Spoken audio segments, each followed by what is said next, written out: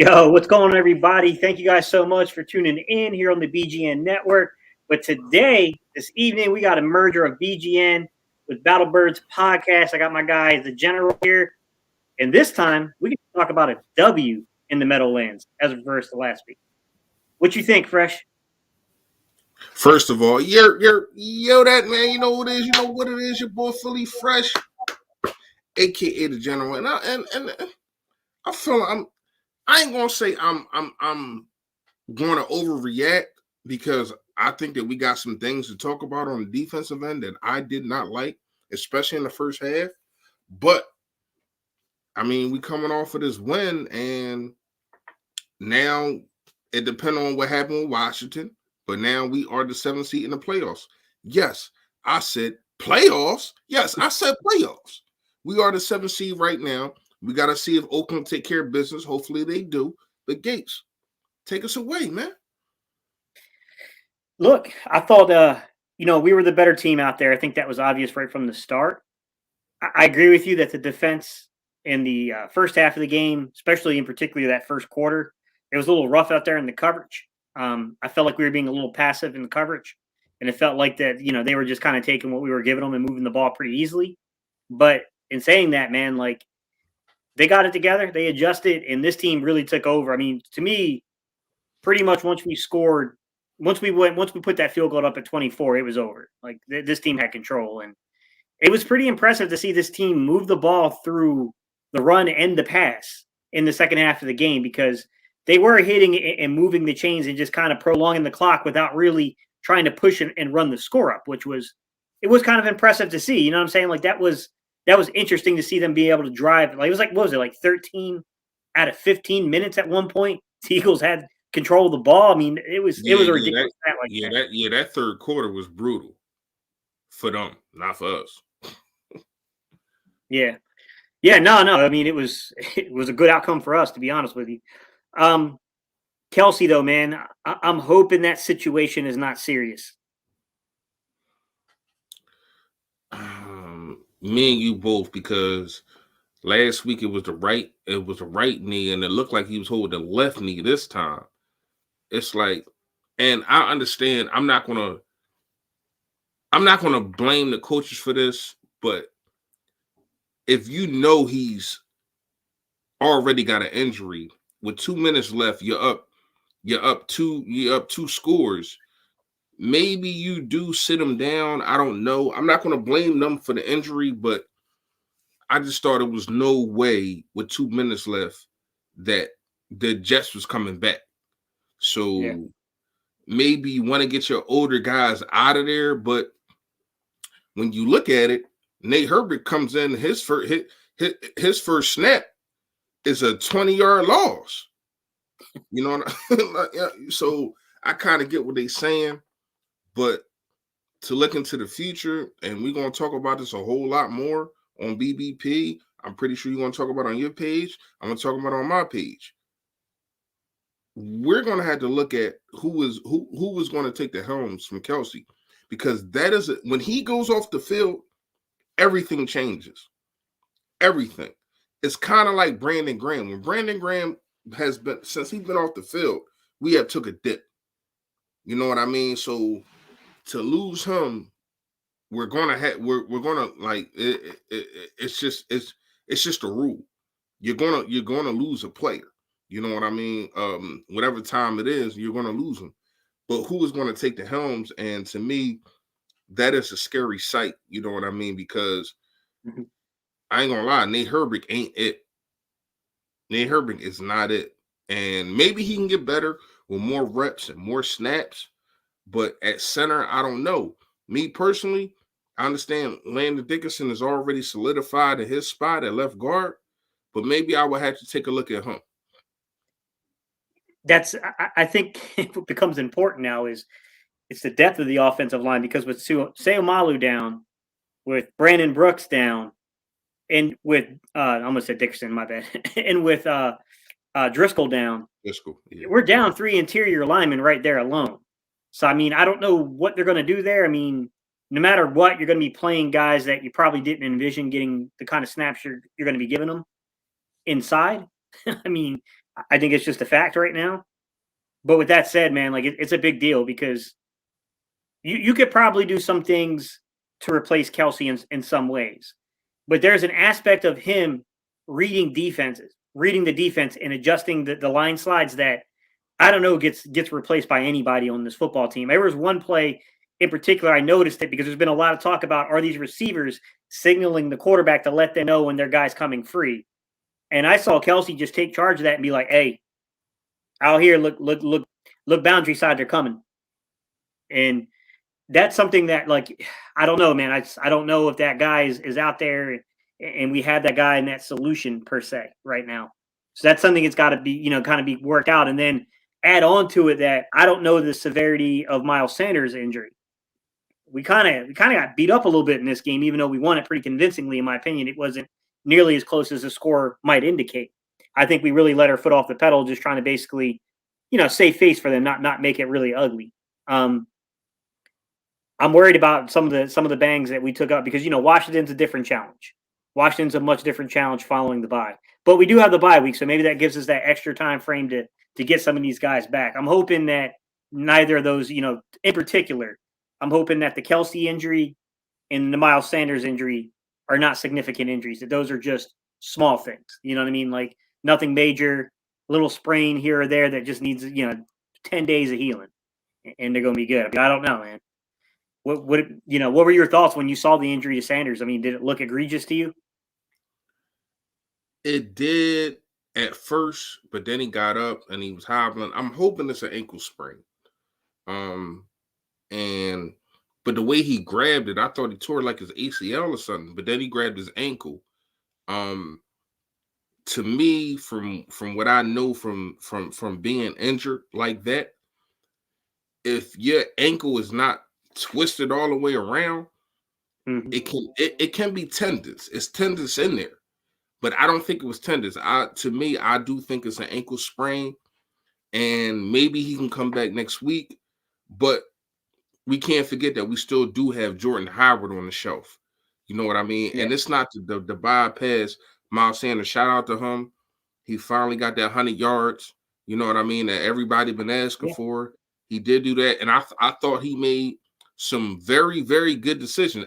In the beginning of the game, I thought he was being Miles dancers. He was dancing around and all that. But I think when Gainwell came in and started hitting them holes and got that touchdown, he said, "All right, that's what I'm doing." And he did that. He just hit the hole. It wasn't no dancing. And you do got to shout out this offensive line, man. I picked my player during my Mailata, and I thought he was outstanding today. I thought Jordan Mailata was outstanding today. No, I don't know if the one run where Minshew tried to run and got caught behind the line of scrimmage, if that's Yeah. a sack. But other than that, no sacks today. Mhm. One punt, and that was at the Yeah. end of the It game. was efficient. It was efficient, man.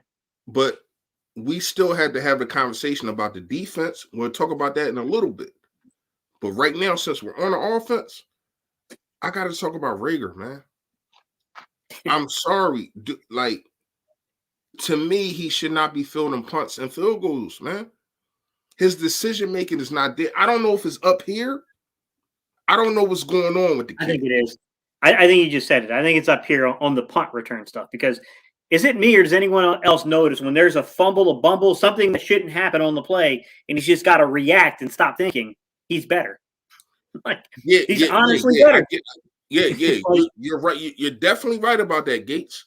But we got to understand, even in the Miracle Meadowlands #3, when Deshaun Jackson dropped the mhm. ball, and people are see, if people don't know, I know Gates know because he coached. If people don't know, you have zones that you run in. You know what I mean? You have lines that you run in, and that this Yeah. supposed to be your line, and you're supposed to get past the player that's in front of you. But when a fumble happens, those lines go like this. So it's all intertwined and everything breaks down. So he fumbled and he picked up the ball, which was good, and he ran for 20 yards. But at the same time, you're fumbling, but you're supposed to be our sure guy Because Yeah. when I asked the question of why is he handling the ball, why is he doing this? It was, oh, well, maybe he's a short-handed guy. Me personally, I would take a look at Gainwell, and I know that probably would mess with his confidence more. Yeah. But man, you can't like that decision to not catch the ball and it goes at the 1 yard line, even though we scored, it's things like that, especially right after the Jets come in and like an 80-yard and like special teams was bad. Other than Jake Elliott, the special teams was just horrible. So even though we won the game handily, it's some things we got to talk about. Definitely the defense, but special teams was not good, and a lot of that is on Jalen Reagor. Yeah, I mean, they were pretty iffy on both sides of it. I think special teams wise, like the opening kickoff, man, like how you allow that kind of lane to open up, man. That I was like, oh boy, like man, maybe we shouldn't have been so confident pregame about this football team. That's what immediately ran through my head. I'm not gonna lie, Right. but I will say that at least from a coverage standpoint, it got better as the game went on. They were making smarter choices. They were a little bit more disciplined in where they were supposed to be. I know we're talking special teams, and it's a little crazy, guys, but this team it's definitely a 3 phases team, or else we're in trouble. But I'll go ahead and get into it. Everybody's here for one reason. Everybody knows exactly what we want to talk about. We're gonna talk about it. Go Look, ahead, Gates. I'm not gonna lie. I thought the young man played pretty well today, and I'm referring to Mr. Mustache, Gardner Minshew. I thought he was pretty good, man. I mean, I do think there's still look, guys, I'm not gonna lie to you. I still think there's limitations to this young man's game. But when you put him on schedule, when he's playing on schedule and he's just going through, he's reading the defenses and he's getting the ball out of his hands, you could see that this young man, he moved the offense. I mean, it was flowing. Like, I still think that I'm a little concerned about the weapons, although I thought that initially from a TV copy, I thought Watkins had a pretty good game. I thought that at least Gainwell was a contributor, and I thought Dallas Goedert. I said pregame that I thought he was the guy that was gonna go off today. This was his game. It was his game. He definitely went off, man. I mean, we had a 100-yard receiver, we had a 100-yard rusher. It was a pretty good day offensively, man. Like, I got to give him credit, man. I understand the opponent, guys. Before y'all start coming screaming at us about the opponent, we get it. The opponent's not great. We understand that, and we can get fooled by bad opponents. I get it, but all I can do is judge what was before us and what I saw, and I thought he moved the offense pretty well. I mean, it's going to be honest. Like, I thought he stayed on time for the most part. I thought when he got off schedule, I don't think it was as good. I mean, I thought there were a couple plays where it's like, hey, man, you got to get rid of that. But overall, man, I mean, like, I have no fears about that young man coming in if there's a necessity to have him play. Like, he's a very good backup, man. I mean, straightforward, this kid can play. I agree with everything you said. Here's my, I ain't gonna say problem, but here's what I want to say. The things that I've been asked for, Gates, and you know this. You know when I talk, I say things how I feel. I've been asking for these crossing routes. I've been asking for the bubble screens in the middle of the field. I've been asked for all these things, and they finally did it. And I've been asking them to target Dallas Goedert more. It seemed like when they came into the game, the focal point was Dallas Goedert because love Devontae Smith, but right now Dallas Goedert is your best receiver. He just is. So when you look at it, I thought that the game, not the game plan, but the play calling was different. I agree. I seen some plays today that I did not see. Like I ain't gonna say the whole year, but for the most part of the year, I didn't see these plays. Now, once again, we are going against like the 27th, 28th ranked defense. So I get it, I understand it. But when you come into a situation and you look and you digest, and I'm gonna get into the all 22, and I'm gonna try to break down as much as I can. But when you look at Nick Sirianni and the rest of the coaching staff dialing up a one read, like in the first quarter, I thought it was just one read for Minshew and it was open. To me, I don't see that for Jalen Hurts. You know what I mean? Maybe it's him seeing the one read and taking off, or whatever the case may be. Maybe he runs a little bit too much. I don't know. But rarely ever do you see it, our teammates wide open. Dallas Goedert wide open. Devontae Smith wide open. Not Devontae Smith. Sorry, Quez Watkins on a crossing route wide open. Now the player stumbled. I get it, I understand it, but it still was a great scheme to get guys open, and that's all I've been asking for.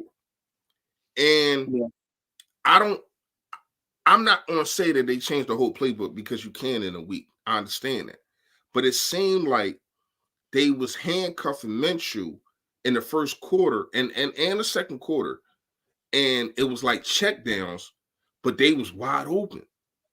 Minshew played a hell of a game. I mean, when you go for 11 for 11, it looked like you played the Eagles defense. You know what I mean? So he played a hell of a game. Only had 5 incompletions, 20 for 25, 249 yards. Correct me if I'm wrong. Like 240 something. Yeah, I think it was 249. My thing is, when a defense is preparing for Jalen Hurts all week, they're preparing for Jalen Hurts all week, and then you throw Gardner Minshew out there, these things happen, and we see backups take advantage of that. I don't know if he is the long-term answer. I don't know if Jalen Hurts is neither. But to me, I do think Minshew is the better thrower of the football right now. I do. There's nothing I can take away from the kid from that. But I do think overall, Jalen Hurts is the better quarterback and a better prospect to be a quarterback for the Philadelphia Eagles in the long term. I think the pressure's on Hurts now. I'm not going to lie. I'll be honest, man. I don't think they're going to hand the keys to Minshew or anything like that. But I do think that this puts pressure on Hurts. But look, when Herbig oversnapped that ball, who met Herbig on the sideline and picked him up? Yeah, it was Hurts. It was Hurts. It still hurts his team. But I'm going to say this, and I'm going to be open and honest with you guys. Gardner Minshew played as good a first half of football from the quarterback position as arguably any other Eagle I've watched, especially of recent. He was good. He had to have a QBR of 100, right? Yeah, I'm pretty sure. I don't know exactly what it was, but it had to be pretty high. To be honest with you, he flutters kind of. It's called tailing. It's dovetailing. The ball flutters on him on his deep passes a little bit. He doesn't have the greatest arm strength, but what he does have is pretty sound mechanics, and he reads and gets the ball out when he's supposed to. Even the strongest arm guy, if you're late with the delivery, it's not going to look good. So I mean, he's decisive in his reads. I thought he saw the field pretty well, but the offense was simplified, right? I mean, they were coming in. They wanted him, okay, take a look over the defense, take a look at the coverage, see what you're seeing here, check the box, make the decision, make it decisive, get the ball out. I thought they were much more willing to play tighter to formation. You know, they definitely were. He attacked the middle of the field very early in this game, and Goddard went off of the middle of the field, and then that underneath screen stuff. I mean, Goddard had a big game. And I anticipated that Goddard would be targeted a lot, because that generally happens with backup quarterbacks. It's just that Goddard is not only a tight end, not only is he a big guy to throw the ball to, but he's fairly athletic. So I was like, all the things are there for Goddard to have a big, big day. It's normally what happens when backups come into the game. But I was pretty shocked that Quez was as productive as he was. I mean, I think it was only 3 catches at the end of the day, but I think like 3 for 60. And I mean, a couple of those throws, man, I mean, Quez looked pretty good in the routes and the releases and things like that to me. Now, I haven't seen, it's not all 22 analysis of it, guys. It's just me judging a TV copy. But I thought Quez looked pretty good out there today, man. I thought Quez, like, made me go, he's not quite a solid 3 yet. He's not, you shouldn't really be in a conversation as a legitimate 2 in the league quite yet. But this kid was a 6th-round pick, and he's progressing. Yes, there's still times I got into that game with the whole mesh concept. Quez messed up, man. He didn't get his depth right. He messed up on that play. But the young man, I mean, he's out there his next game. Shake it off. What's been done has been done. Shake it off and go make plays on the next game, and that's what he did. I mean, I got to give Quez a lot of credit, man. Quez was pretty good. I can point out a lot of players that was really good, especially on the offense. Dallas Goedert, we already know. Rhaegar had a couple passes though that I like from him. A couple catches, should I say? Gardner Minshew, and I'm gonna bring up the fact of you said when things broke down. I thought that he did do a good job, even though he did get out of some trouble and holding the ball too long instead of just throwing it away, but he finally did throw it away. But it's one play, and shout out to Charles for this. He told me this before I even seen it because he was watching. I was streaming it and he was watching it. So he was like 30 seconds ahead of me. But it was one play in the third quarter, and the clock is running down, and Jalen Reagor is coming across trying to come across to for a motion play, and he stopped him at like 1 second, stopped him, and to me that's experience. You know what I mean? These are tangibles that a lot of people don't appreciate, but I do. Because right there, if that guy goes in motion, you either got to call a timeout. It was only 1 second left, so that's probably not going to happen. Or you're going to end up getting a penalty. So I do like what I've seen from Gardner Minshew, but I do got to flip the script right now, Gates. And I did text you and I asked you a question, so let me know. I got to flip the script right now and say this. The first half defense was booty juice. It really was. I can't like sugarcoat it. They was bad. And when I say they, I mean the defensive line and Nelson. Nelson was not good. Now, I hope he get a speedy recovery, whatever the case may be. But he was getting targeted. I mean, Moore was just doing what he wanted to him. Then he finally put Slay on him, and then you see what happened. He stopped him. That's his first read. And it's not there. And then Josh Sweat gets a sack. To me, I thought Jonathan Gannon, once you seen Moore was rolling, you should have been put Slay on. Shut all that noise down. This is why you pay the guy. This is why this is your lockdown corner. Go take care of the guy that is balling right now. And I thought he waited a little bit too late, but he finally did do it. And then we didn't really hear from Moore again. I mean, shout out to the defense. Second half, they scored no points. Like 0 point. I don't know if people realize that, but they scored no points. They scored 18 in the first half and none, 0, zip, donut in the second half. So no matter what team you playing, if you shut down a team for a whole half, you definitely got to look at the defense and say, yeah, you did a good job. But that first half, I'm sitting there and I'm frustrated because it's like, why in the hell is Gardner Minshew and the Jets quarterback having a shootout? Like seriously, they're not punting. They didn't punt in the first half at all. Mm-hmm. Like, what's going on here? And their kicker was horrible also.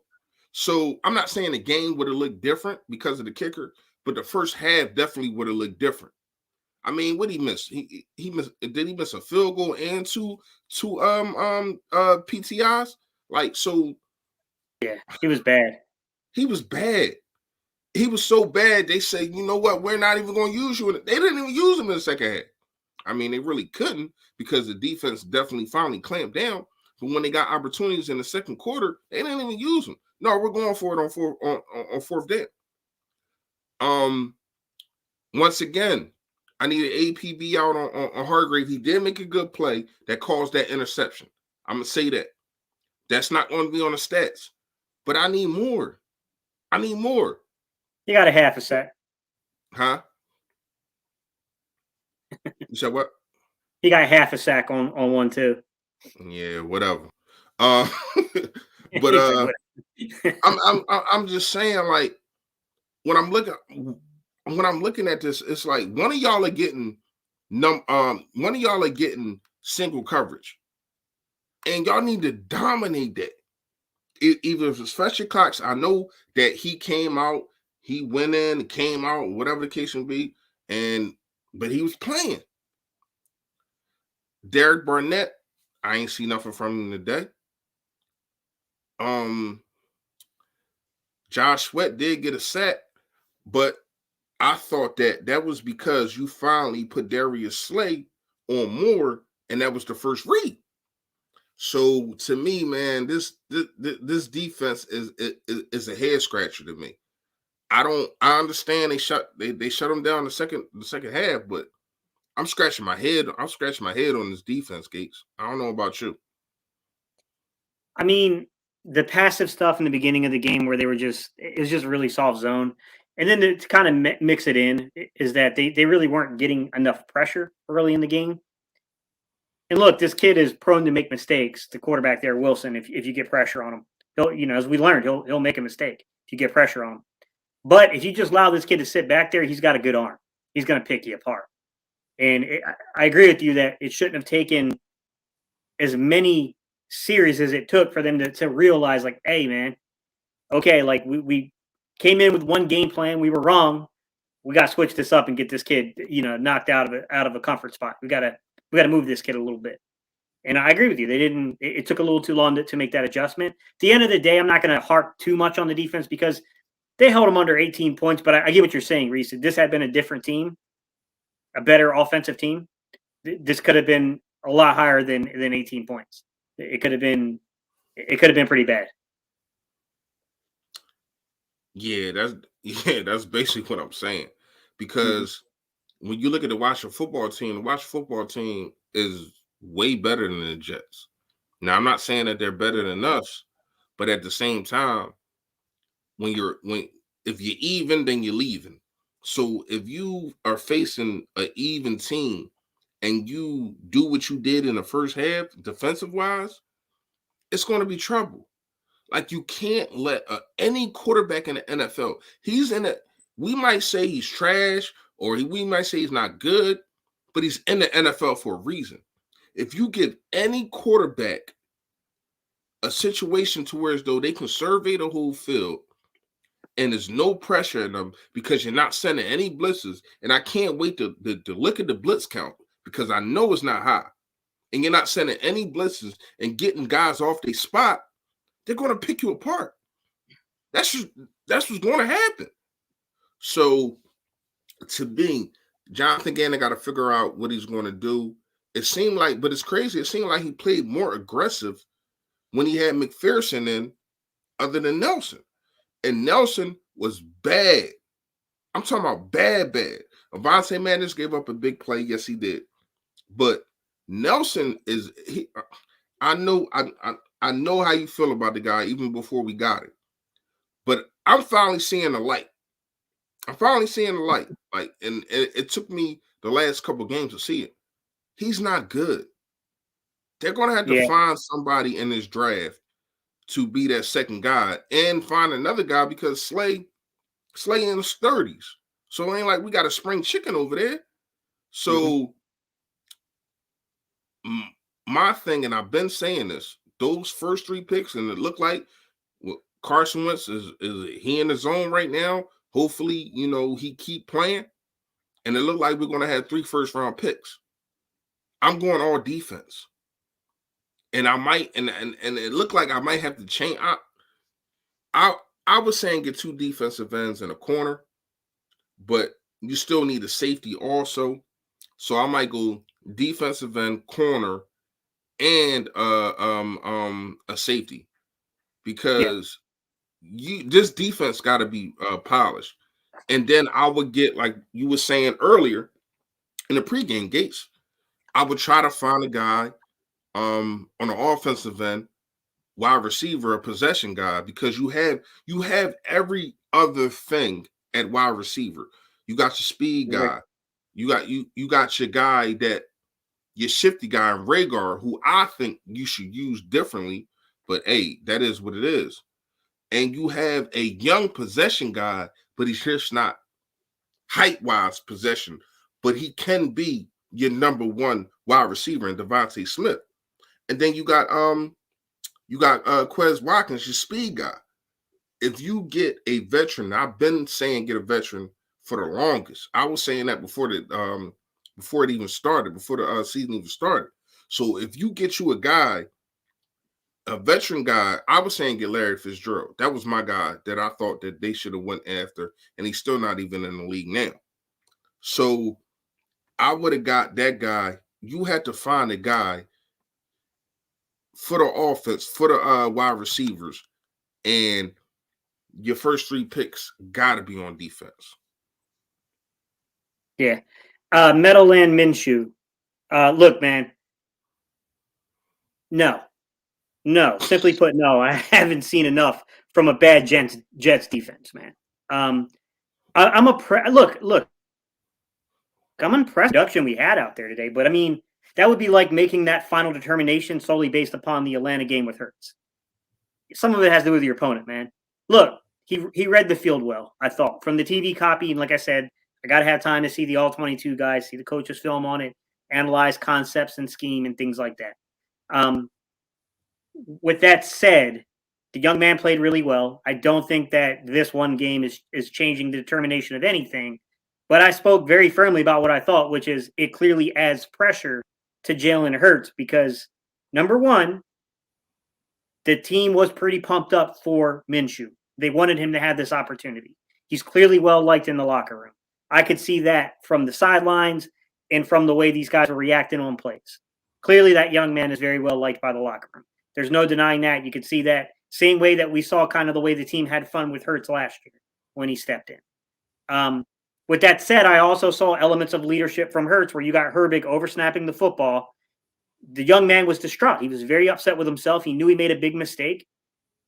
Hurts is out there as the leader, picking him up, saying, hey, young man, it's good, man. We still won the game. It's all good. It's all good. Let it go. Like, I don't know what's going to happen, guys. I'm your best friend in this evaluation because I'm not tied to either quarterback.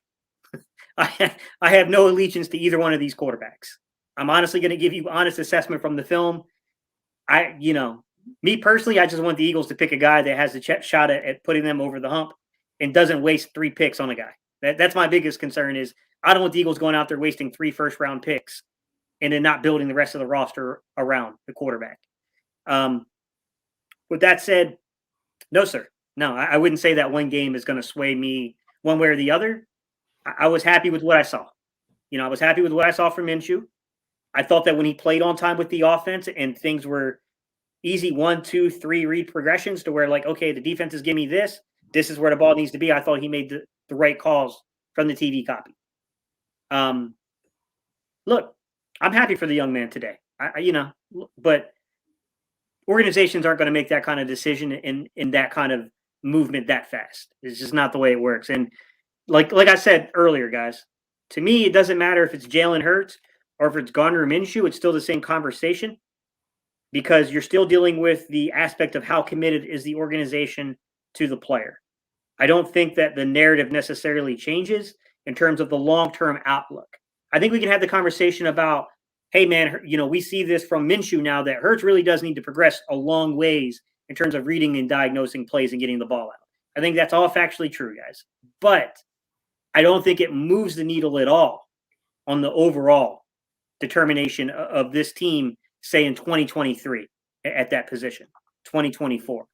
You get what I'm saying? Like, what did you get from it, Reese? What did I get from what he just said? What he asked? Yeah, like the whole Minshew thing and in this front office. And I mean, it's one game against probably the worst team in the league, other than the Lions, who won today, and I'm so mad I lost money on that, but that's a different story. I'm not over excited. I'm not going to get over ecstatic about it. Just like when Jalen Hurts won against the Saints, I said the same thing. I'm not going to get over ecstatic about it. And once again, people have to understand when defenses plan for a quarterback the whole week, and then that quarterback doesn't play, it's like a slap in the face to them because it's a different like if there was any two quarterbacks that are totally opposite, it's Jalen Hurts and Gardner Minshew. Like it's not even close. So I think we need to understand that, and they probably didn't look at any tape of Gardner Minshew. But I can say that the offensive minds put together a good game plan. They really did. From running the ball to getting Dallas Goedert open to comeback routes. And Antonio, I seen your list of wide receivers. I'm gonna get to that, but I want to bring up. As I'm getting there, I'm trying to leave your comments up long enough so people can actually read them, but I'm getting to them all. I got you. I'm getting a Harry Poole and 514. He said Minshew may be a victim of the Jags' dysfunction. I can agree with that because you look at a guy like Jared Goff, even though they finally traded him because he couldn't get them over the hump, but he looked way better than he did with a Jeff Fisher. And a lot of that is just a new atmosphere. You know what I mean? I mean, even Carson Wentz had the worst season of his career last year. Had a bad season. But then you look over there now at the Colts and they can go to the playoffs. And we can get a first round pick because it looked like he's being healthy. So a lot of it can be the fact of the matter of just being in the right spot at the right time, because we've seen a quarterback here be at the right spot at the right time and win a Super Bowl. But then he goes somewhere else and he's booty juice. So we got to understand. I do definitely get what you're saying, Harry. But I just don't think it was enough for me to say, yeah, that's my guy. I can't overreact to a one game. I'm not even overreacting to this season for Jalen Hurts. I'm still saying that he needs more evaluation. So I'm definitely not going to go with one game from Gardner Minshew. Go ahead, bro. Just a few comments I see kind of here, like Cognac. I'd rather beat a bad Jets than lose to a bad Giants. I agree with what you're saying, but let's not mistake things, man. The Giants' defense is far better than the Jets, man. Like, we were talking about two completely different categories of defensive play here. And the Giants have been in every game, to be fair. The Giants were not losing games in blowout fashion. Like, they had been fighting through there. I don't believe in the Giants head coach. I don't believe they got the right guy as a signal caller at quarterback. I agree with you. There was no way we should have dropped that game last week. Hurts was a part of the reason why we dropped that game. There's no doubt about it. He absolutely contributed to that. But I'm not going to, I think it's way too soon to start moving because, look, we have not seen Gardner Minshew match up against a better defense yet. I don't know what to think about that yet, guys. I mean, I don't even think we're going to necessarily get the opportunity to see that, just because I think the schedule is fairly lax down the stretch, minus those Washington games. But to be real with you, Jalen Hurts had Washington on the ropes last year. Let's just be honest. He had him on the ropes last year. There's a very good chance if we don't pull Hurts, we probably could have walked out of that game with a victory. I'm not going to say anything's definitive, but Hurts had him on the ropes, and it wasn't like he was throwing the ball very well in that Washington game. They couldn't handle his athleticism. So, I mean, I don't know that we're even going to see the opportunity for that narrative to even play out. I think if you want to talk about what it does to the front office and their evaluation of Hurts as the long-term solution, I think that's fair. But I don't think it's necessarily that they're looking at this and thinking like, oh, we're going to swap in Gardner Minshew after the bye week. And to me, I don't see evidence of that. I mean, I'm just being honest, guys. I'm not doing it because I favor one guy over another. I'm telling you the truth. I don't see evidence of that.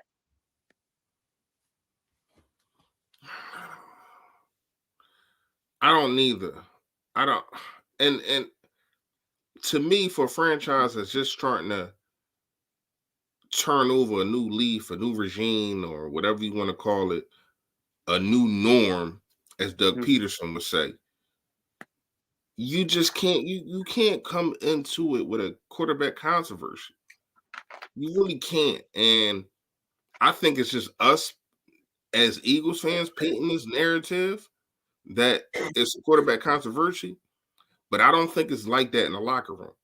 I think that everybody understands right now this is Jalen Hurts' team until things go wrong or until they make another decision or until, which I wouldn't do, but who knows what Howie Roseman would do.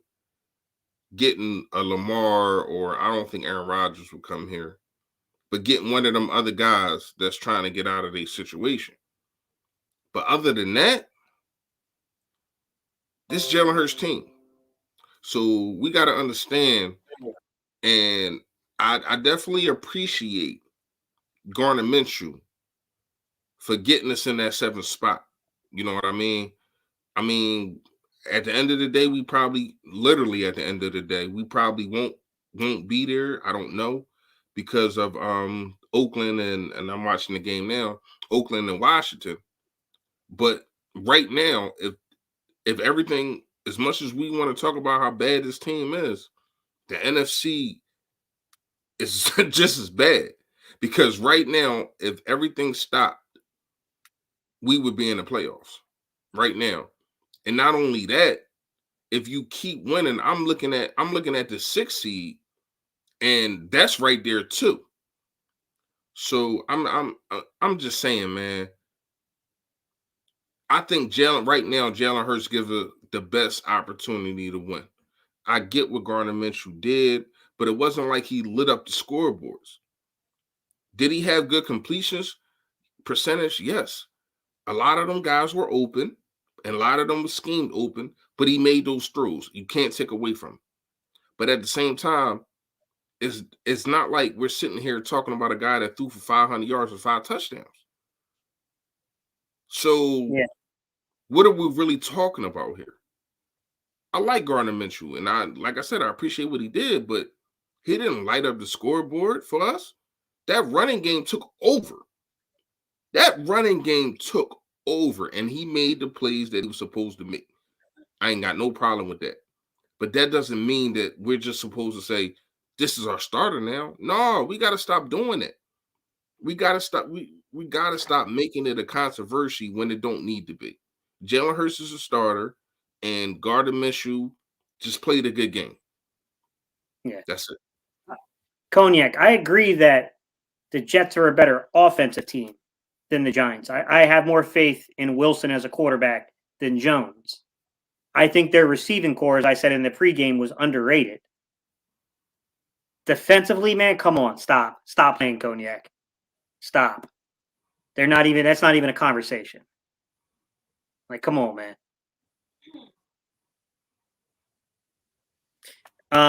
But it don't. But here's the thing with that, Gates. That don't matter to me. People got to understand it's division games. Division games get ugly. We just seen the Vikings lose to the Lions, who have no wins. That's just what it is. It's division games. It's guys that you've been playing against for years. The coaching staffs and all that, they know these players. They know these players. So sometimes things like that happen. And Jalen Hurts had a bad game. And it's crazy because I don't think we're having this conversation if that Giants game didn't happen. If he didn't throw three picks, I don't think we're having this conversation right now. The man had a bad game. Now, I'm not up here telling y'all that Jalen Hurts is the future and yada, yada, yada, whatever the case may be. I'm telling you, overall, from what I have seen from Jalen Hurts and Gardner Minshew, I think that Jalen Hurts is overall the better quarterback and a better fit for what we got going on, especially with the rushing attack. So, I agree. I don't know, man. Like I done got phone calls, Texas tweets, all that. People telling me about. Yeah, I done got it all.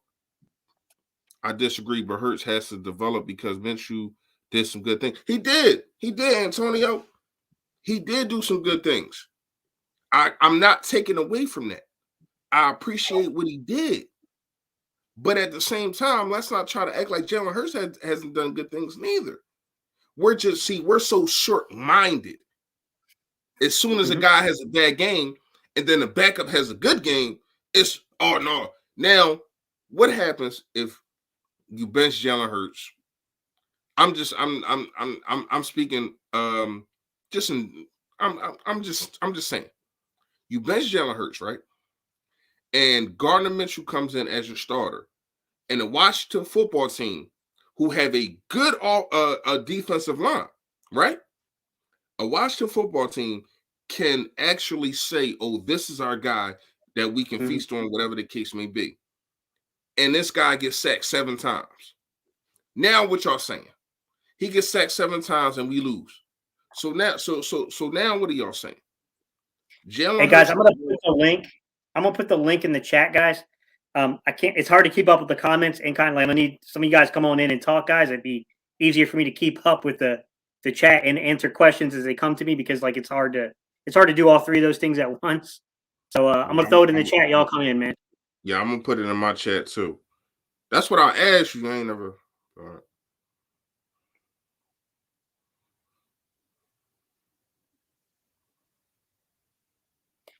But yeah, I mean, look, I mean the pressure's on coming out of the bye week. You got a bye week to prepare for Washington. I mean, I agree, guys. Hurts has to. I won't say Hurts has to beat Washington because it's not like one player dictates that. Hurts has to play well against Washington. I agree with that narrative, guys. I mean, I'm not disagreeing with that narrative. He has to be good against Washington. Like, there's pressure on him. I don't think there's any doubt about that, man. I definitely think that's true. I mean, there's going to be pressure on him, man. But I also think that, look, I think the kid has a shot. What's up, Eagles champ one? Hey, what's up, man? Hey, listen. A lot of people getting upset with me because I said this one. I think that Gardner Minshew today played better. And a lot of people are getting upset because, obviously the quarterback controversy. But I'm just say this one. He looked pretty good. He looked like a quarterback that went through his reads today. He looked like a quarterback that knew where to throw the football. Was he perfect? No. But I'm saying this one. Hurts, he has timing issues with the football. He doesn't throw it accuracy. And that's my issue with Jalen Hurts. Can he be that way? Obviously. But a lot of people, shout to JC Eagle, but he got upset with me when I said, listen, I'm starting Gardner Minshew right now as my quarterback going number 1 right now. I'm not saying he could be the guy going forward. I'm just saying right now what I saw next week versus the Washington football team, Gardner was my guy right now. And I'm not saying that Hurts can't be this guy. I'm just saying I think he needs to sit down and watch Gardner and see what he can learn from him. Because I think right now he's inexperienced where to throw the football. And that's just being real. I saw a lot of good things. His defense obviously stinks. And Jonathan Gannon needs to go. I'm done with the scheme. I think it's awful. These picks are very important coming up for the Philadelphia Eagles, which is really, really concerning because now I don't think Jalen Hurts was hurt. I think they benched Jalen Hurts to see what they had in Gardner Minshew. And that's just being real. I think they benched Jalen Hurts. Because you tell me an ankle injury he's not he's ready to go and you benched him. You pretty much wanted to see what you had in Gardner Minshew. And that's what you saw today. It is what it is. That's what I saw. I saw a guy that was able to use his arm and throw with accuracy. Was he the best arm athlete? No. But he was able to hit his targets when stride. And you saw a lot of plays from Quez Watkins catching the ball. Goddard had a good day. I think Sanders had an okay day. He got to stop. My concern is can he stay healthy? Because this guy he's been going down most of the time, different games, and I'm glad he walked it off. But I saw a team that was able to rally around the quarterback. I saw I saw a team that used the quarterback's strengths, and the coaches were able to use his strengths. Nick Sirianni is getting better with the play call. He does some foolish stuff in play calling? Yes, but you saw with a quarterback that's able to use his arm with accuracy. Does he have the best arm? No, but I saw a quarterback that was able to make throws when he had to. I saw a game manager, and I'm okay with that. He didn't try to throw it in double coverage. He just took what the defense gave him, and he was able to see it, throw it, next play down. Throw it away when he had to. He threw it away. He didn't try to make something out of nothing. He didn't try to be a superhero. He gave what he saw what the defense gave him, and he took what the defense gave him, and he moved it forward. So I like what Gardner Minshew does. Do I think he's the franchise quarterback? I don't know. I'm not going to go overboard saying that. But right now, he's better with throwing accuracy than Jalen Hurts. And a lot of people get upset with me because they think, they think Gardner Minshew should stink so it can prove that Jalen Hurts is a better quarterback. I just want this team to win. I want this team to be, able to win a football game without, saying, do we need a quarterback or not? I hope Jones can come through. I think that guys just experience and need to sit down and learn from Gardner Minshew. But that's all I had to say today. This defense obviously stinks. Gannon is horrible. Once Hey, again, champ, because hold on, because you all over the place right now. I got a rebuttal before I forget what you was talking about. All right, let me ask you this: you said that Gardner Minshew, you know what I mean? Yo, that to you too, man. You know you my guy, man. First time I ever seen you without a hat too. I didn't even know you had hair. You know what I mean? But you said that Gardner Minshew, he was conservative with the ball. He got the ball out when he needed to. Yada yada yada. Mm-hmm. You don't think that was the game plan? They told him to do that? I do. I think that they told him, too. Don't lose this game. No, I actually think that was the game plan. Don't lose this game. Don't put the ball in harm's way. And we're going to. Let me ask you this: did you see more guys being schemed open than you have ever this whole season? Yeah. When you see Dallas Goedert wide open, you see Quez Watkins wide open. Mm-hmm. I haven't seen that all year. Have you? No, I haven't. Exactly. So that's from. It was easier for Minshew. And you know why that's happening, I'm not right? taking nothing. I want people to understand when I say what I'm saying, I'm not taking nothing away from what Minshew did. But I'm telling you, Jalen Hurts has a harder time because of the scheme, because everything is up and out. Because you want to know why?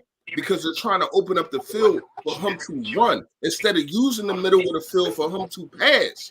Now, you can rebuttal and say, well, they're using a guy to his strength. I get that. I understand that.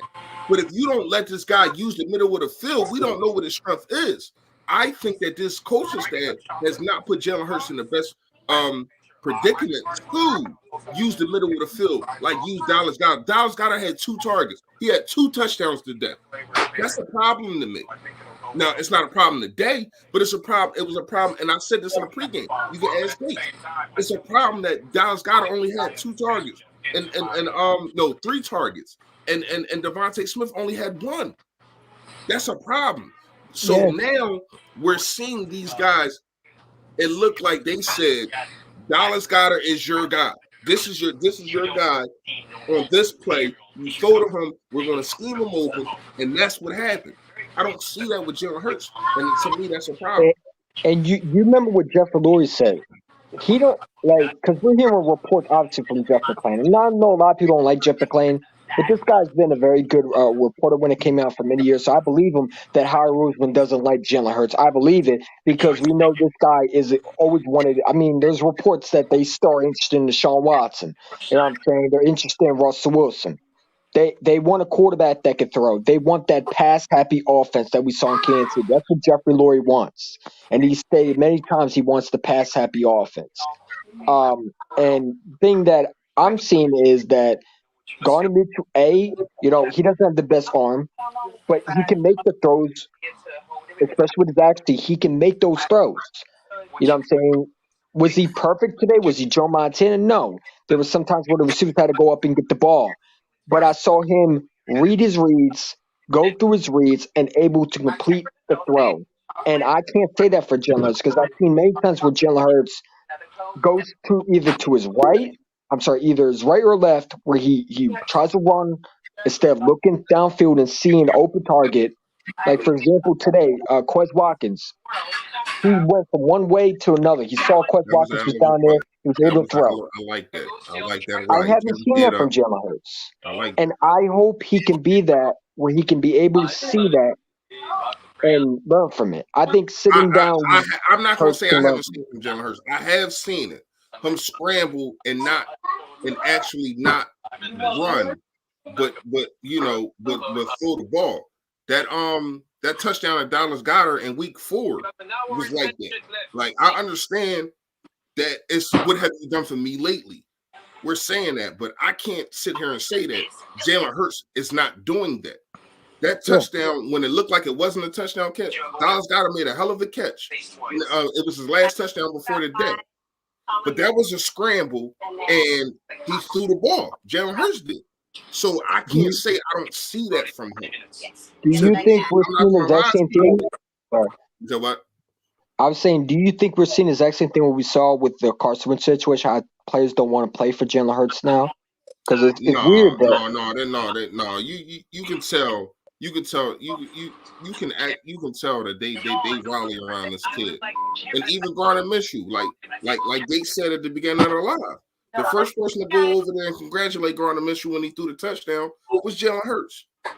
So even though Carson Wentz did do the same thing, but I don't think that well, this team, because if I'm gonna go over how many people lost how many games, it's more the defense to me than Jalen Hurts. Jalen Hurts, and once again, we're coming off a 3. Well, he's coming off a 3 interception game. So this is why this is so effed up right now. Because Hurts reminds you the of Ben last time you Simmons. see Jalen Hurts, he was not good. Keep going, And then Dave. Gardner Minshew comes in, he's 11 for 11, 2 touchdowns, the Dallas Goddard, and it's like, oh, this is our guy now. But that's not how the NFL works. But I know. Do you agree with that? Do you agree with that statement right there? Hurts is Ben Simmons. I think it's I think it's a great analogy. No, not necessarily. I think it's kind of harsh. I mean, I love the analogy. The analogy it's not was, because I'm gonna tell you why it's not a good analogy. Yeah. It's not that Ben can't shoot; he won't shoot, and it's not like Jalen Hurts won't throw the ball. So that's not a good analogy. I'm not saying it's a good analogy. I went to my man, and I don't know if is he still here? What happened to him? him? He's somewhere. Hang on. He just kind of put on to another. They said that Howie Roseman supposedly doesn't like Jalen Hurts, which probably is the case. But here's my thing: if the owner gives into the GM, then to me this owner's weak, in my opinion. Wait, what am I looking at? Without knowing what I'm gonna have. It's the ceiling. It's moving up towards the ceiling. Hey, what's up, buddy? How you doing, man? Chance, I get what you're saying, but I can't go that route because first of all, you picked him in the second round when you had more holes in a Jamaican tank top on your offense, but you chose to get this guy in the second round, and not only that, you called him the next Russell Wilson. Yeah, so this guy right here called him that. Yeah. So I can't say that he don't like the kid or whatever the case may be, but we gotta understand that we better not draft any offense. Really, we need to go all defense because this has to be a defense. And my worry is that they and shout out to my guy Bobby Murphy. I was on the phone with him and we were talking, and he was sitting there saying that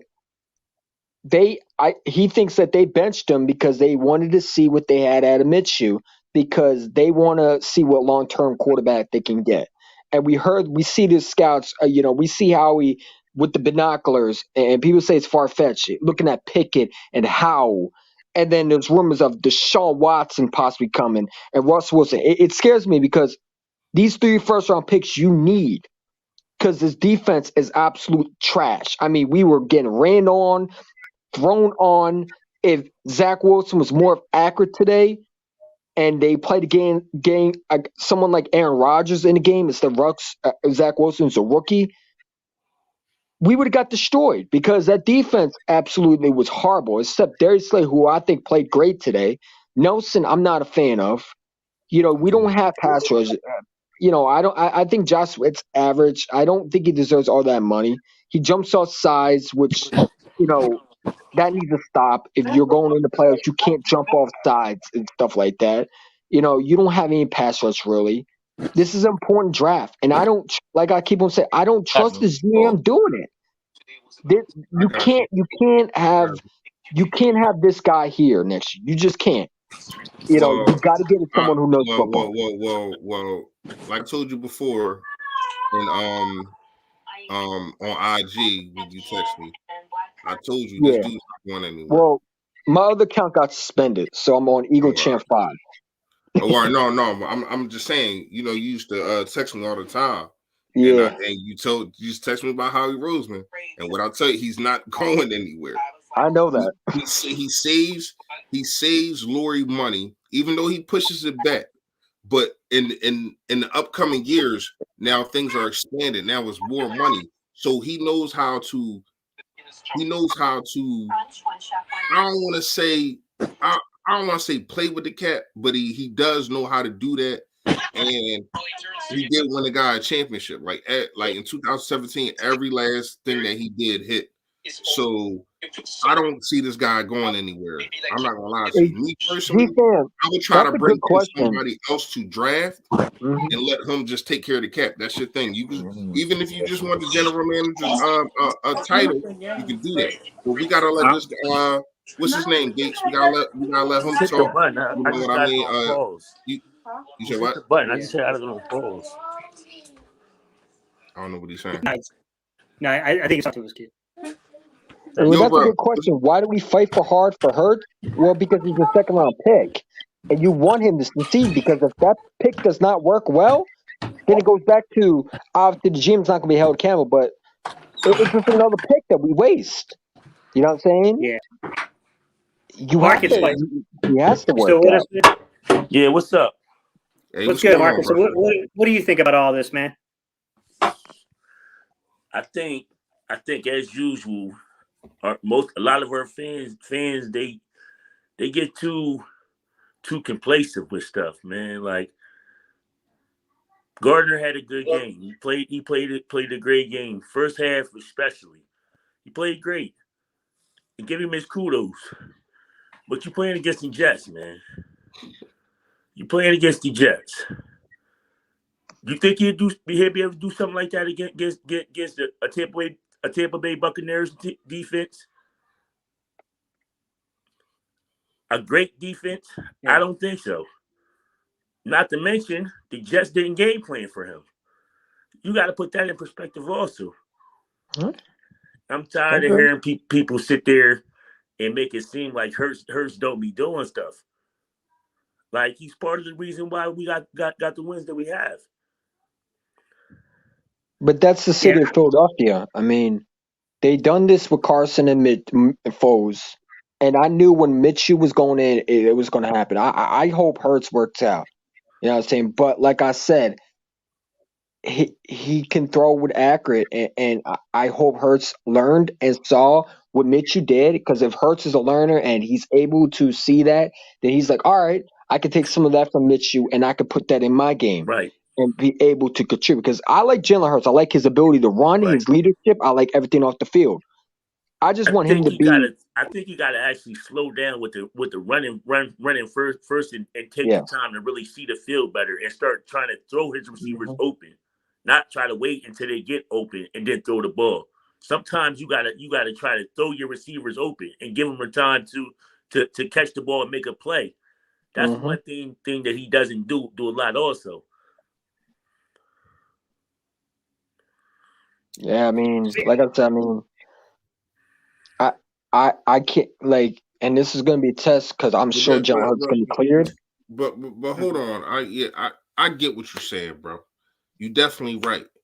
But once again, the complaciveness that you said, we have to understand that come with reps. That come with being the quarterback for a while and Right. experiencing the NFL speed and that come with being coached up.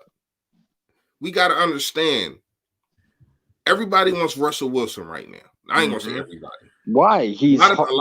A lot of people want Russell Wilson right now, right? He's not good. He doesn't have the arm. He's not the same Hold on. Russell Wilson. If you Hold watched on, him bro. versus the Washington football team, he was Hold horrible. on, bro. Let me get to my soliloquy. Hold on. Let me I know. I know Philly Fresh is going to come in. The thing is, people don't understand. Russell Wilson was kind of Jalen Hurts when he first came into the league, but he had that Legion of Boom to back him. We got Legion of Doom over here. You know what I mean? So I'm just saying, he doesn't. Though, and it's crazy. It seemed like we don't have complete games other than the Saints game. It's like either the defense is bad and the offense is good, or the offense is bad and the defense is good, and then the defense might be okay, the offense might be okay, but special teams is ass. So we're not putting together full games. Even today, the first half, the defense was horrible. They was bad. Like special teams is horrible. How the first play you give up 78 yards on a punt return. And now that, like, we don't got any linebacker, bro. I'm sick of these small linebackers that are coming in. I like TJ Edwards, but Alex Singleton's too slow, bro. He's too slow. Yeah, but I want a guy like a Patrick Taylor. Queen on this team, bro. You got to remember we lost Taylor on. Yeah, I like Taylor. I know that. I know that, but. Nice. But why don't you put Sean Bradley out there? Why is where's Jacoby Stevens out there? I like Sean Bradley. He got energy and everything. I like that. I don't know why they don't put him in. I'm sick of Alex Singleton. The man doesn't. He's not. He's more of. He only playing 10% of the snaps, bro. He only playing 10% of the snaps. He not playing. They got rid of Eric Wilson. Yo, and they basically bet Singleton. You know what I mean? So I thought that they did what they were supposed to do, and in that, to me, the linebackers wasn't the problem today. It was Nelson. Nelson was horrible. Nelson horrible, man. Nelson Carroll. That's his name. Nelson Carroll. Nelson is horrible. Crazy. As soon as he go out, the Jets don't score another point. Nelson, you know what's funny? Man. Think about it. Nelson I wasn't too high for him. Jets don't score another point because they was targeting. Remember how Ronald Darby used to get targeted in 2018, 2019? It's the same thing with Nelson. That dude be getting torched. He is barbecue chicken at his finest. I'm talking about finger looking good. You hear me? It's Stephen Carroll. That's his name. Stephen Nelson Carroll. I'm telling you. People thought I was crazy when I say he reminds me of Nolan Carroll. The guy, every time you hear a PI call, it's who? It's Nolan Carroll. With Nelson, it's like every time it's a PI call, it's not Darius Slay. We know Darius Slay don't get those. They don't target him that much. And shout out to Darius Slay. I think he needs more of a raise than Nelson because he should take Nelson's paycheck and give it to Darius Slay because Darius Slay's our best corner right now. Along with, I think that Vontae Max played good, but Nelson stinks, dude. That's why I think, that's why it goes back to, obviously, what are we going to do on draft day? Because honestly, it's like, I don't know if we're going to draft a corner or trade for corner, but we need another one on the other side. We need to go heavy, super duper heavy on the defense. I would say in the free agency, try to grab like a veteran receiver, like an Allen Robertson or somebody like that. You know what I mean? Wouldn't that be fun? Wouldn't that be fun? That would actually be nice. You know what I mean? A confident receiver. But we definitely got to build our defense up. Running back, I like our running backs. I like our tight ends. Our offensive line is dope. We probably need a couple defensive ends. All right. So that's where we stabbing at right now, because I'm glad that you just brought up the running back situation. Miles Sanders is coming into his last year. This is not his last year, but next year will be his last year on contract. Right. I'm not paying him. Paying him. You're not paying him? No, I'm not. Wow. I'm not. Because to me, running backs in the league are expendable. And I don't know the last time anybody paid a running back that actually worked out. Okay, we can say Zeke maybe, but Zeke, for a while hasn't been the same. You know what I'm saying? But Derrick Henry got paid. Yeah, well, Monsters not Derrick Henry. And but you just said that you don't know, and I'm just giving you one. Okay, well, like I said, man, I'm all for drafting another running back because I think running backs are expendable. And that's my issue. I like Miles Sanders Gainwell though. also. I actually do like too. Gainwell. I Gainwell. like Part of I it like is Gainwell. I like Miles Sanders' Gainwell and ankle is Howard. scaring me more I and like more. Howard and Gainwell. I do too. And Miles Sanders' ankle injury is and that's scaring what me I was more. trying to get at. That's what I was trying to get at. Would you pay Howard and bring him back? Because obviously he only Yes, on absolutely, I most 100%. definitely Pay would. Howard. You got 100% do it. Would the Gainwell on a Eagles do rookie it? deal. Probably For not. sure. All right, hold on. Sorry, my bad. You got Howard. Mm-hmm. You bring back Howard. You got Gainwell, who's on a rookie contract. Right. What do you do with Boston Scott? You gotta let him. I would bring him back, but I think they're gonna let him walk because Game was gonna You're be the going to guy. bring him back instead I of think he Miles still Sanders. qualifies. Reese, I think he still qualifies for an RFA. I think you still get him on a restricted free agent contract. I'd probably RFA him if he still has that. I think Scott went much just because I think he loved being with the Eagles. So, I mean, if you're going to do something, it would have to be either Howard or Sanders. And I'm taking Howard all day because I've seen Howard. You can give him 20 to 50 carries, and that guy is but going Howard to. is also older. He's only 27 years old. Yeah, and Miles Sanders only 23. Well, who's staying healthy more? Howard or That Sanders? both of them hurt. What are you talking about? They both hurt. You So talking one's a about bruiser and the other one's not. how the last time Howard was here, he was out for 8 weeks with a nicked up shoulder, a stinger. You forgot? Okay. Right.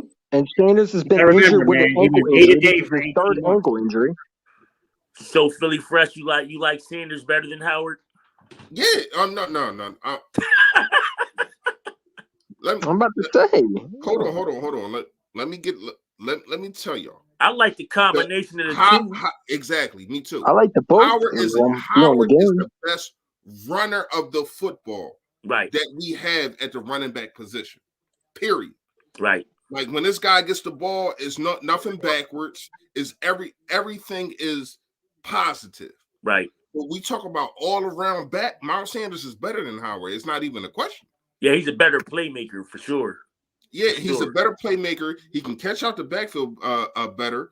And not only that, sometimes, and we've seen, let's not try to act like we ain't see that cut earlier that he made, that he was supposed to get tackled for 5 yards, a 5-yard loss. And he made that cut and it was only a 2-yard gain. But things like that, Howard can't do. Not to mention, he's one of the top running backs. Howard can run through people like it's water. Yeah. What are we talking? I'm talking about those kind of play when the defensive end is crashing. Howard can't do nothing but go forward and probably get to the line of scrimmage. And he's going to run him over. Not to mention, Sanders is one of the top backs that taking it to the house off of one cut and gone.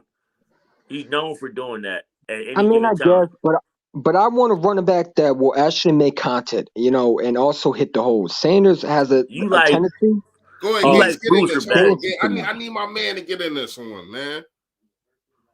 Depends on the contract value, in my opinion. So I was doing some research while you guys were talking. Here's the thing. Are we talking about a 4-year, $24.5 million deal like Austin Eckler got, that's the 10th highest contract? Are we talking about that 4 or 5 year, $90 million deal that Zeke got? Like, to me, it's not the value of the contract. You get what I'm saying? Like, I think Miles Sanders is a talented enough running back. It's just a matter of keeping him healthy and on the field. And I think that Miles Sanders and Jordan Howard complement each other very well. And I do think if you really need a Boston Scott, I think he only has 2 or 3 years. So I think he still qualifies for an RFA contract to where he can only exclusively work with us in the negotiations. So I think you can. It depends on that value of the contract, right? I mean, if it starts getting up into the top 5 money value, I'm out. I'm out if it gets that high. Top 5 is Derrick Henry, $50 million. That's when you start getting into the real big money, and that's when I don't know that the running back position has that kind of importance anymore. Yeah. So I mean, if you get an Austin Eckler like deal, top 10, 15-ish in that area, probably. If it's beyond that, that's the kind of deal I think that he's going to have to take. I mean, Eagles champ brought up the injuries. Not only that, even though I don't think it's your fault, but you're not producing as much as you would like but a lot of that is not being used, and maybe that's one of the reasons why they're not using them. Maybe Howie Roseman is pulling the strings, and because we finally seen Miles Sanders get 100 yards, finally seen him get 100 yards. So it's like he can go to the he can go to the negotiation table and say, "Oh well, I did this and I did that." Well, and they can say, "Well, you didn't do this and you didn't do that. You didn't hit these milestones right here. We got milestones right here that you didn't hit." I honestly don't think that Howie likes Sanders like that. Honestly, I think he pushing and getting him out of there. Me personally. Why everybody think Howie don't like nobody? Oh, he took him in the second round too. Come on, man. Howie Roseman is a clown, man. That dude that doesn't know football if he ever saw one, man. He's an analytic I can't tell he put together. We can't act like he didn't put together. And I get it. I get it. I don't want Howie Roseman making in-game decisions. I don't want him making the 53-man roster decisions. I get that. I understand that. But at the same time, I can't sit here and not try to act like he didn't bring Darius Slay here. Yeah. I can't sit here and try to act like he didn't bring Hargrave here, who has not been showing up, but we know what he is capable of. I can't sit here and act like he didn't go up and get Devontae Smith. He didn't do that. Nick Sirianni did that. He wouldn't have done that. He wanted a quarterback. Let's be real. There was rumors he wanted a quarterback. That's made, Howie Roseman got no parts of, but every bad move that's made, that's all Howie. So let me ask you a question. Let me ask you a question. If Doug Peterson was still the head coach, do you think they would have got Devontae Smith? Probably, yeah. What you mean? Why not? No, they wouldn't have. Why not? They know Rager wasn't it. First of all, he was right there. Hold up. Howie Roseman has said that Jalen Reagor and J.J. Arcega before the NFL draft, he said he believed in him. I think they pushed Howie to get Devontae Smith. I think Howie Roseman wanted Zach Wilson, the quarterback that the Jets took. Obviously, the Jets weren't going to give up the second-round pick. So he moved down. You know what I'm saying? But let's be real. I don't think he wanted Devontae Smith. I think Sirianni wanted Devontae Smith. I think Lurie wanted Devontae Smith. Howie Roseman wanted a quarterback because there was rumors that he wanted a defensive tackle. You've seen the post of Howie Roseman wanted defensive end. He wanted quarterback. He wanted Quiddy Pay, the next Brandon Graham he quoted. You know what I'm saying? You saw those reports. You know what I'm saying? So I don't think he wanted Devontae Smith because Devontae Smith is not an analytic pick. He wouldn't have been an analytic pick. I've also seen reports that Tupac's still alive. So they reports. I'm gonna give Howie his roses for getting us underneath the salary cap because it's not too many GMs that would have been able to do that with a roster at all. So I don't hate the dude or anything like that. I just think he made some bad decisions. I think he's a horrible GM. I think he's nothing that you can debate. I think he's one of the worst GMs in football. About Justin Jefferson, Jalen Reagor. There's nothing that you can debate about J.J. Whiteside, DK Metcalf. There's nothing that you can debate about those two. You know what I mean? But I'm not going to say redeem himself, but to go up there and to get a Devontae Smith, I thought was big. I thought that was big. And that's not try to act like his whole 2018, other than Matt Pryor, has been signed and are contributors to this team. His whole 2018 draft. Did y'all know that? The whole 2018 draft is signed and started. Avonte Maddox, Josh Sweat, Jordan Mailata, Pryor they traded for a 6th-round pick. And who I'm missing? Gates? Cindy Sorry, Jones? say it again. Did he draft him? No, that was 2017. That was 18. I'm talking about 18. Josh Sweat, Avonte Maddox. That's what I'm missing. Josh Sweat, Avonte Maddox, Jordan Mailata. That was 17. Yes, that was. And was it Matt Collins in 18? No. But let me ask you a question. He only had 5 draft picks, and four of them are starters right now. He only had Well, 5. Josh Sweat don't deserve that money. I'm sorry, I don't care what anybody says. He I has mean, not he did been the before, guy but it seemed like I don't know what's going on right now. He definitely got to because step he up. doesn't deserve that money. And here's the thing. Here's my thing with y'all want to talk about Howie Roseman. Yes, he did got that Super Bowl. Okay, he signed a bunch of free agents that wanted to play with Carson Wentz. Let's be real. Alshon Jeffrey did not come here because of Howie the nerd. He came here to play with Carson Wentz. Okay, I'll give him that for that Super Bowl. But since when then, what has he done? Yes, he got Darius Slay. That pretty much all he did was give him a third round pick. And let's be serious. I'd rather have Jalen Ramsey, and I'd rather have him than draft players that he is not good with. He has drafted one Pro Bowl since then. That's been Carson Wentz. Since then, he has drafted players that either are not on the team or on the team that are kick or blockers and punt returners that are not first round picks like Jalen Rager. You know what I'm saying? When you got a guy who is talking about quarterback factories, and this year said it again after trading for Minshew. He said, "We're a quarterback factory," while smirking. I'm sorry, like, just his moves in general are not helping his team. He signed free agents who suck this year. Eric Wilson, Ryan Kerrigan, I didn't want. They stink. They're horrible. They're absolutely horrible. He tries everything. He thinks he's the smartest one in the room. He doesn't listen to his scouts. The scouts are mad at him. They want to fist pump him. You know what I'm saying? It's the analytics department fighting over people who know football. Jacoby Stevens not on the field. Why is that? Because the Howie Roseman drafted him. The scouts did. Why do you think the other players that he drafted are not on the field? Because Howard Roseman drafted them. Howard Roseman drafts the players they usually are playing, like Derek Barnett, who is absolutely a bust. I don't care what anybody says. Rager is a bust. Okay.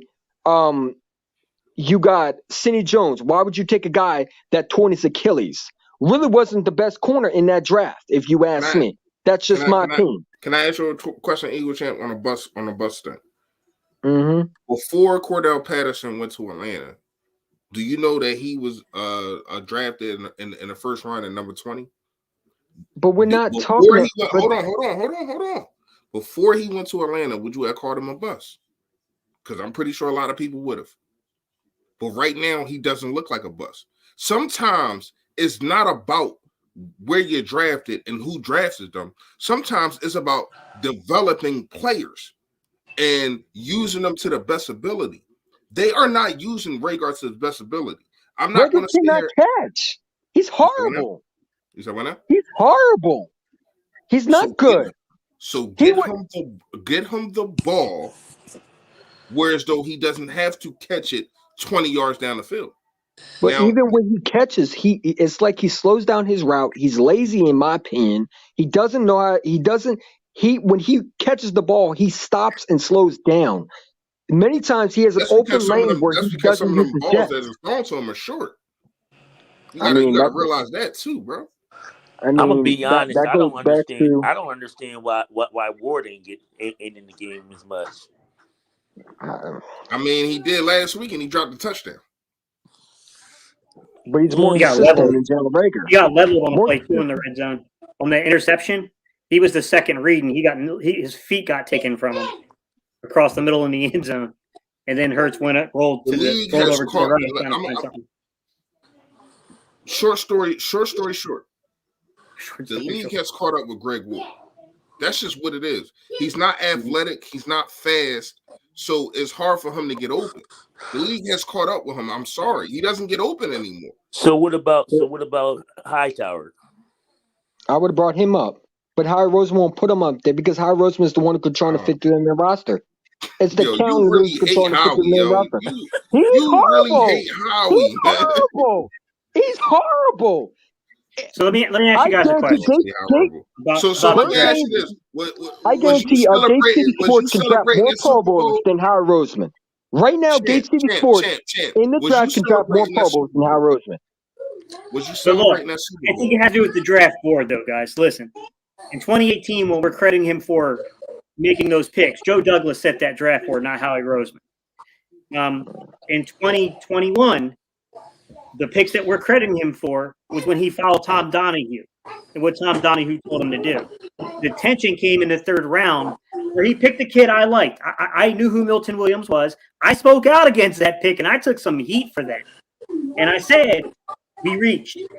I didn't have this kid graded that highly. I love the kid's athleticism.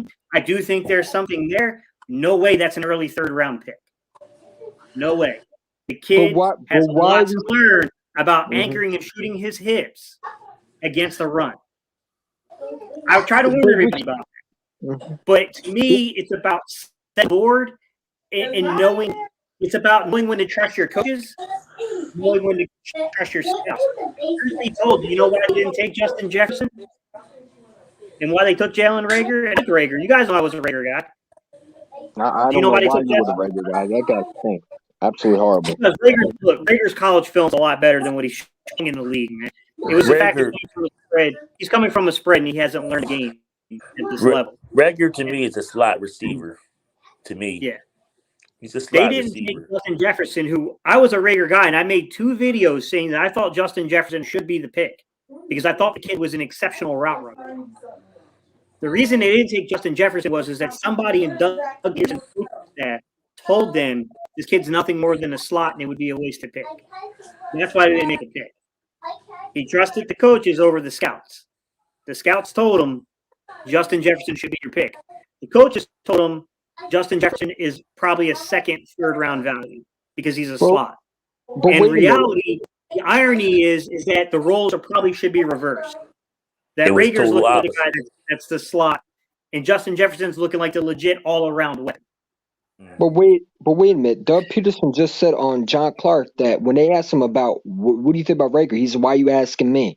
So what does that say then? That means that he really. I don't even think Doug Peterson asked him part of the team. Why are you asking me? He didn't say, "Why are you asking me?" He said, "Are you asking me?" He didn't. He was getting try to phrase the question. No, it was. I'm telling you, man. I'm telling you, Aaron Moorhead has a personal relationship with Monty Reagor and the Reagor family. Aaron Moorhead and other members of Doug Peterson's staff want Reagor. That's the truth. Well, then they're dumb for that one too, and they should all be fired. I don't care. They can fire him. They can fire. I don't care who they are, because that's just stupid right there. That's football 101. You take the guy who really is the best receiver. You don't reach. Jalen Reagor is not better than Justin Jefferson. That's just stupid. I don't care what anybody says. That's just stupid thinking. I agree. Logically. I agree, Eagles champion. I agree that even going back to the college film, I'm not talking about the league because it's obvious. But going back to the college film, I felt like Justin Jefferson was the better player. Mm-hmm. At that exact moment in time, I thought he was the more nuanced or out runner, a guy who you could trust to get separation. I thought Reagor had a lot of top-end talent that if you could ever get it to learn at the NFL level, it could be really intriguing.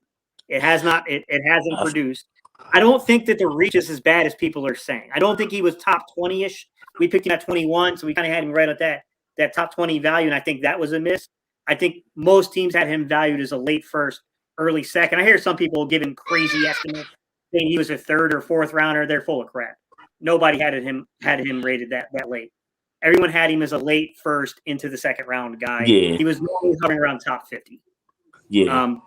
That's people reinterpreting the history of what transpired. I do think the Eagles, if you wanted Reagor, I do think that there's an argument to be made that you could have traded back into the first round if you had a trading partner. It takes 2 to do that. You could have traded back and gotten, if you missed Reagor, you could have got somebody else that gave you the same exact. Or do you remember the reports that? Do you remember the reports that the Falcons were going to give? The Falcons wanted a second round pick, and we weren't going to give that up because who did we take that second round pick? That guy that we are now giving up on. Would that be Jalen Hurts? Because we didn't want to get up and get CeeDee Lamb. You know what I'm saying? After you pay the quarterback $60 million. You know what I'm saying? I mean, it's just like I said, like my issues with Howard Roseman is obviously he needs to stay away from the draft. And I don't think he's good with contract because he put us in debt where he restructured Fletcher Cox. So now we can't trade Fletcher Cox now. And then there was reports that he wanted to trade Fletcher Cox because he called out poor Jonathan Gann's system. This guy's not a good GM. And I don't care what anybody says. I watched this guy for many years He's not a good GM. This is the way why we are the way we are with a record, because he doesn't get players who are actually able to produce. He gets projects. He reaches for players, and I think Jeffrey Lurie is part of it too. I think Jeffrey Lurie is part of it too. He reminds me so much of Jerry Jones. I call him the Jeffrey Jones. That's his name. I Okay. feel as though I do feel as though in the draft we get like second tier type players or whatever compared to like the top Hmm. tier people. I will say that, and that's what we got to start doing. We got to start getting some of the top tier players coming out of college But because you're they're not going coming to get from that with college. Howard Roseman. The guy does not know how to run a football team. You need football guys, not accountants. He can work on the contract all he wants, but he cannot, and I repeat, not be near the facility with players. He just needs to go in general. They need to get a fresh GM who actually knows football. Like, and here's the thing: no one's going to want to come here because everybody has said that he don't get along with anybody. He's hard headed. The players lost respect for him just for trading Fletcher Cox. And this was from a guy, John McMillan, who's a very reliable reporter, saying that he wanted to trade Fletcher Cox not because of the value, because he called out Jonathan Gannon's system. Because he's the one who's telling Jonathan Gannon, in my opinion, what to do. He's the real reason why a lot of coaches didn't want to come. Brandon Stanley didn't want to come because of Howard Roseman. It's a problem with this guy. And obviously, Jeffrey Lurie's the main problem, too. They fired Doug We Peterson. did have a very respectful guy here in Joe Douglas, though, and they was working Joe together. Douglas stinks, too. I was not a fan of him, too. But I'll tell you one thing. I'd take him over Howard Roseman. I don't But like that's Howard funny. Roseman the way he is. Joe Douglas knows how to identify Right. talent. Though. I mean, that 2018 board he put together was, and when you really work in the fact that how little picks we had, and the fact that every single one of those picks hit, man, that's incredible. Like I tout myself as being a guy who puts a lot of work into scouting, and I'm normally pretty good at identifying guys. Bro, hitting on every pick when you only got 5 of them, whew, man, that's tough, bro. That's some tough work. But then we can't give Howard Roseman credit then. If Joe Douglas really did that, then I can't sit there and say Howard Roseman did it. Because that's like saying, all right, I'm going to give credit to, let's say, I did the work, but, let's say, I take Philly, fresh ideas, and I say, oh, I did it. No, you didn't. I just took I took his ideas, but I'm getting credit off that. That's not fair to Philly Fresh. That I just took, let's say I copy his channel, and then I say, oh, I created that. No, you didn't. You just took my channel, and you basically, I just took your credit. That don't make sense because you really did it. But I'm just taking your credit because I said it. It don't work like that. So I can't say he did it. If Joe Douglas really put the board together, then I can't give him credit for that. You know what I'm saying? But I've seen Joe Douglas with the Jets. Here's the thing. Here's the thing, Eagles champ. Fair is where they judge pigs. So that happens all the time in any situation, any sport, any way of life. It's times that I'm pretty sure me, myself, Gate City, Mike, LB, Philly 500, probably even yourself has said something, and one of these beat writers will take it, and because they have more publicity, they'll say it because they heard it from one of us. That's just the way things are. Like it's messed up, but that's just how the world works. So Well, I do get what you're saying, but at the same time, that's just how I just think that you really got a hit out for Howie. Like I hate him. I can't stand him. like I want to say 2019. Really, I think if you've Because seen it, dude, you'll probably sucker punch him. Like that's how I probably would. you don't And you even would know too. you don't even You know would him. Like too. that's the crazy part. Like You would too. Come on, you would wouldn't. too. We gonna have a conversation. I would like to know what's going on. What we also got to understand is I ain't putting hands on that man. First of all, I'm on parole. I'll go straight back to jail. I ain't putting hands on that man. But in all seriousness, so I do want to, because I didn't hear Dan, what's your name, bro? Marquette. Huh? Marquette. I do want to know your perspective on the game. What did you see? What did you like? And who you think the quarterback should be going forward? For me, like I said, like I feel as though Minshew did a great job in the first half. I feel as though he did a great job in the first half because they didn't take the time to study him like that. I feel as though once the second half came, they took the time to figure some things out, and he was They adjusted. okay. Who I think should still start as Hurts because I don't think he did anything to lose his job. I agree. I agree. And once again, I'm gonna say it like this: if Hurts wouldn't have had the game that he had against the Giants, I know there's a lot of people calling for Minshew before, but I just think that was just the more when you got a guy that played as bad as he played, but still had a chance to win the game at the end, man. And I'm gonna say this like I Hey, said Bobby last Murphy. week. Hey, Bobby, follow the link, man. I just posted the link in the thing again. I might have missed you in the background because like sometimes you got to scroll. You want to You, talk about you a gotta real Eagle fan? pin it. Gates, You you gotta you pin want to it. talk about a real You gotta Eagle pin it. fan? Bobby Murphy. Hold on, Eagle. Man. Hold on, champ. Gates, can you hear me? Yeah, I hear you, man. gotta I'm trying to pin it. pin it. I can't pin it on here, though. Won't let me pin it. All right. Hey, I got you. Philly Fresh. You want to talk about Bobby Murphy? This guy's about to come and talk some real facts, man. Because he's going to tell you that like I'm telling you, he's a strong opinion guy. Hey man, but everything he's I my spit guy. out is facts too. So I see it. Hang on, Bobby. I see you now, man. I'm sorry, man. I think you were in here before, Bobby. I think it. Yeah. What's up, Hey, Bobby? what's good, Bobby? I'm sorry, man. I think I messed up, bro. I think I didn't see you on the bottom of the screen. What's up, guys? Good, buddy. What up, Gate?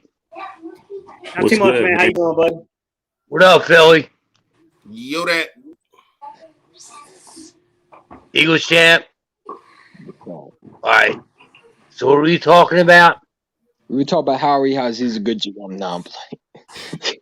No, I mean, no. The real conversation before we got into Howie was the fact of the matter of Gardner Minshew had a good game, but now everybody's calling for him to be the starter. And to me, I don't think that's fair because, well, like I said, fair is a place that they judge pigs, but I don't think that's the right answer. To me, you got to go with the guy that got you where you at. You know what I mean? Yeah, he had a bad game. He threw 3 picks, but still had a chance to win that game and put us in position too. A lot of that was the defense. Shout out the defense. They did not play good this evening, but still, to me, Gardner Minshew came into a situation to where the defense was not prepared for him, and you see it like and like my man Spike said. You seen a difference when they adjusted. You know what I mean? A lot of that was us being conservative too, but you seen a difference in the defense. And to me, it's just funny how everybody always wants to just hop on the. I want to ask you a question. What's up, sir?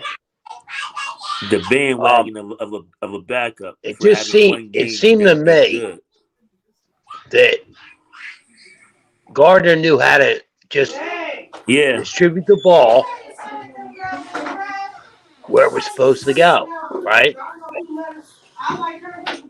Spot on. Yeah, I would say that's accurate. You know so what I'm far. saying? Yes. I mean, like Jalen Hurts is my dog. I'm riding and dying with Jalen Hurts, no doubt, right? Mm-hmm. But what I'm saying is, he seemed to know where to go with the ball. I mean, look at some of his passes, dude. They weren't good. The receivers had to come back. I mean, Goddard was lucky to catch that one when he came back, right? Mm-hmm. Yeah, you're talking about the first one down around the end zone. Yeah. I mean, Gate, come on. Some of them were like all throw passes, but Gardner Minshew doesn't have the strongest arm in the league. I mean that part is accurate. right. His Right. balls will up till they'll flutter in the air a little bit. I do Right. think that he still throws a very catchable ball. So the guys made a point about Jeff Garcia, Very catchable. and I agree and I disagree. Right. I don't think that Gardner Minshew is as safe with the football as Jeff Garcia was. Jeff Garcia was to the level of ridiculousness with trying to protect the football. I don't think that that's what Gardner Minshew is, but the arm is very similar. I don't know if you remember. I think he's being good enough to remember Jeff Garcia. I think I remember him, but I think Garcia has a better arm. I remember him well. It was Garcia Mania. Yeah. I mean, you remember? I mean, he got guys paid. I mean, look, it's a tough situation the Eagles are in right now because here's the thing. My thing is if you put Gardner Minshew in for the remainder of the season, that doesn't have as much to do with Gardner Minshew as it does with your perspective on Hurts. Because I just can't see the Eagles sticking with a guy that only got a 6th-round pick invested in him. And they're always going to look upgrade. What today was, can I be honest with you? Here's what I think today was. Today was about playing Minshew, right? Letting Hurts rest in their quarterback evaluation system that they have, right? And here's what's fucked up.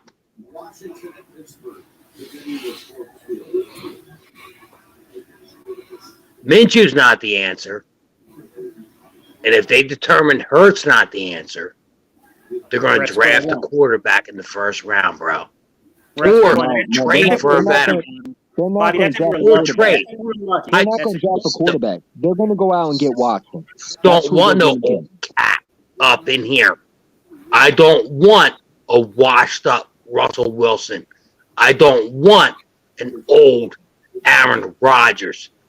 I want May Gates. I want to develop like a young prospect quarterback that's gonna, and it's not in this draft, dude. You know it's not. There's no quarterback in this draft you could hang your hat on. Absolutely not. That's what I'm saying. I think they're going after Deshaun Watson if it does not work. Not with the top 10 pick. I wouldn't hang my hat on any of these guys in the top 10. I like Kenny Pickett. I think Kenny Pickett has a shot, but Kenny Pickett also is an older guy. He's been in college football for a while. Max Brown, who's a guy that played with him at Pitt, he talked to me about him backstage when I did the interview with him, and he likes Kenny Pickett, but I don't know that Kenny Pickett is the answer either. I do think that if you're going to roll with Kenny Pickett, just roll with Gardner Minshew. At least Gardner Minshew has played in the league. You know what I mean? Like, we don't know what we're going to get out of Kenny Pickett. I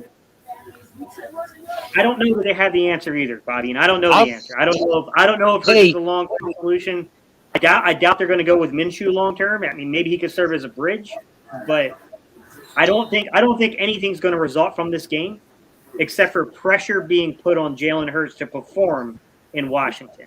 That's what I honestly think is going to come out of this, is that they're going to probably have that honest conversation with Jalen and say, hey, man, it was an evaluation. Even if it was circumstantial, it was an evaluation, and the evaluation is you need to make reads better. You need to read the defenses better, and you need to be able to move the offense with throwing the ball. See, I don't know if y'all saw the like I said, the Jeff McClain report, but there was rumors that, like I said, Howard Roseman didn't like Jalen Hurts, and Jeffrey Lurie liked Jalen Hurts, but wants a happy offense like the Kansas City Chiefs. And that's why I say that more and more I hear the whole Washington. Here's what that tells me. More and more I believe it, that they're going to get him. Here's what that tells me. If the report was true that Roseman and Lurie were torn, right, on Hurts, Who made the pick? Boy, it had to be. And how? Who made the pick? Because you're always The pick going to was back your pick. Gates. Gates, the- you know that.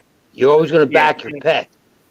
Who made the the pick? owner has a hand in this. The owner Lori. had a hand in it because he had to sign off on it. But Right. it's a tough decision, Telling guys. you, I hear bro. like material. I hear what you're saying, buddy. I hear what you're saying. But to be fair, Mahomes was not a top 10 pick to my memory. I think he was like 12th overall or something like that. Herbert, I felt more secure about in that draft. I know some people didn't have him graded highly. People I respect, they didn't have him graded highly. I had Herbert graded highly because that kid has an A+ on him, and he's more athletic than he's ever given credit for. I thought he was a really good prospect. Herbert was. But to your point, I don't know what makes Tua a top 10 pick, and then a guy like system. I know why he was a top 10 pick national because he recognition. only came to Alabama. I'm not talking. You're talking to. But I'm not opposed to a Kenny Pickett. I think Kenny Pickett has talent. I just don't know how that's going to replicate at the NFL level. And I think that one's a risky one because We need to draft defense. We need to draft defense. Did you see our defense today? It was awful. yeah, and it's older. It was against the Jets. It was awful. Yeah, we're old. We're old on the defensive side of the ball. And look, we got some guys like first thing we that need are to out. do is we need to get rid of Jonathan Gannon. Jonathan Gannon is awful. He's awful. I want to give up Gannon. Gannon came in here very highly recommended. And yes, he had a letdown game. I'm not happy with what he did in the first 3 or 4 drives of the game. I'm not happy with it. It felt very passive against a rookie quarterback. Like, why are we giving this kid this much respect? What the fuck is he doing? What is he doing, Gates? You could probably tell us better than most of us. I don't know what he saw what the on fuck film. is he doing? Schwartz was worse. I don't know what he saw on film. I don't know what he saw on film that made him give Zach Wilson that much space to operate from. Because that's what Wilson was doing. He was just taking 1 to 3 step drops and getting the ball out. And when Wilson messed up and didn't hit the 1 to 3 step drops, he got dropped himself. And that's what it was like. That's what it was frustrating about it is like, hey man, this is a young quarterback. He's got talent. There's no doubt about Wilson having talent. Yeah. But he can't read defenses yet either. He's still progressing in that nature. Like, let's move this kid off his mark. Let's see this kid use his athleticism with that knee brace on and see what he can do. And I felt like it took him a little too long to do that because once they did that, we shut him down pretty much. But and Philly Foothills. I mean, Philly Foot. I was just wondering, do you think it's maybe because you don't got a pass rush in this team? You don't Both got of y'all talking at the same time. I can't hear you. My bad. Oh, go ahead. No, I'm saying the second half, they did shut him down. God damn. I mean, the first half, it was brutal. What is Steven Nelson doing? Oh, he's horrible, bro. He's known Carroll. I'm telling you, he's known Carroll 2.0. That dude's absolutely trash. I see him get toasted. It's like, man, if the Eagles are smart, they're going to take those 3 first-round picks. If the Eagles are smart. And draft two positions at least. D-line. D-line, cornerback. I'm going Derek Stingley in the first round. Maybe in the safety. Or a linebacker. Well, we don't draft linebackers in the first round. It'll never happen. Ain't happened since 1979, bro. But and I like that. I want to pack the Kobe Dean I want a thumper out of Georgia, but it's not going to happen, bro. So every time, Gates, don't you laugh, bro? Don't you laugh when every year we come up on the draft, right? Mm-hmm. And we're all talking about it and who we want to get and where we should go. And Eagles fans are talking linebacker. Well, because we need one. we're not going to draft a linebacker with this GM and this owner. We're not going to draft linebacker in the first round. It's not going to happen. It's like a waste of time. It's a waste of fucking time. Eska, I agree. It's not going to happen. They need one. They won't draft one. I mean, like, here's the thing. I mean, you just saw the Steelers deny Devin Bush's contract. Maybe you make a trade for him. You just got to bring someone in here because these linebackers, like I said, I'm not a fan of Alex Singleton. I don't care if he's playing. I just don't want him on the field and tackling. I don't want him at all here. Yeah, I'm saying I want a thumper. I want a Patrick Queen type linebacker. You know what I'm saying? That we could have drafted. We just need someone who can hit the running back and make a statement because these linebackers, like except TJ Edwards and Davion Taylor, when he's healthy, they're not good. They're not good. And Ronnie McLeod is washed. He doesn't have it anymore. We need safety. We need linebacker. You know what I'm saying? We need defensive pass rush because Derek Our Barnett defense hopefully was awful today. gone. They were awful. Oh, they're awful. Awful. But they don't Is have to go Marcus Epps first going to be a round. new safety for They don't now have to on? go first round for a linebacker, though, guys. I mean, Darius Leonard was a second-round pick for the Colts. I mean, you can find talent in the second and third round. They just need to make a more concerted effort to value the position more than they do. And that's the thing. Is like they just don't spend a lot of resources there, obviously. Like, even No. Davion You got Jordan Taylor. Hicks in the third round. So Yeah, but I mean, think about how many years ago that was now, though, Reese. I mean, it was You know 2000, what I'm saying? 2000 Davion Taylor, though. Davion Taylor, his problem is he can't stay healthy, and he's young, and he doesn't know, and he was raw. Totally raw. Right? But yeah, absolutely. at times, I seen him play. He can play. He can play. He can go now. But he's just raw.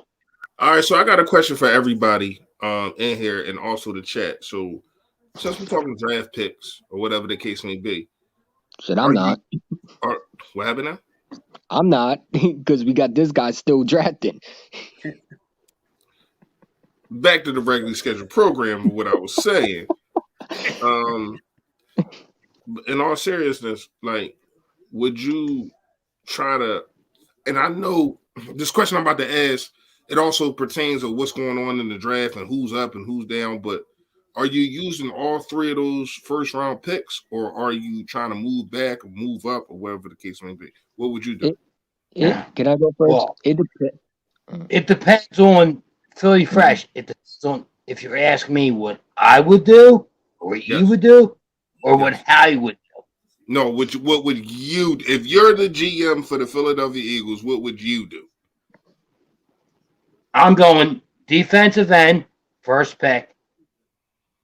Right? Mm-hmm. Now, also, depending on how the draft falls, best player available.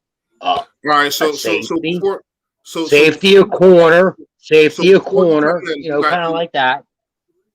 Okay. Right? Mm-hmm. And then offensive line. That's how we build. That's how we build this thing. Offensive line.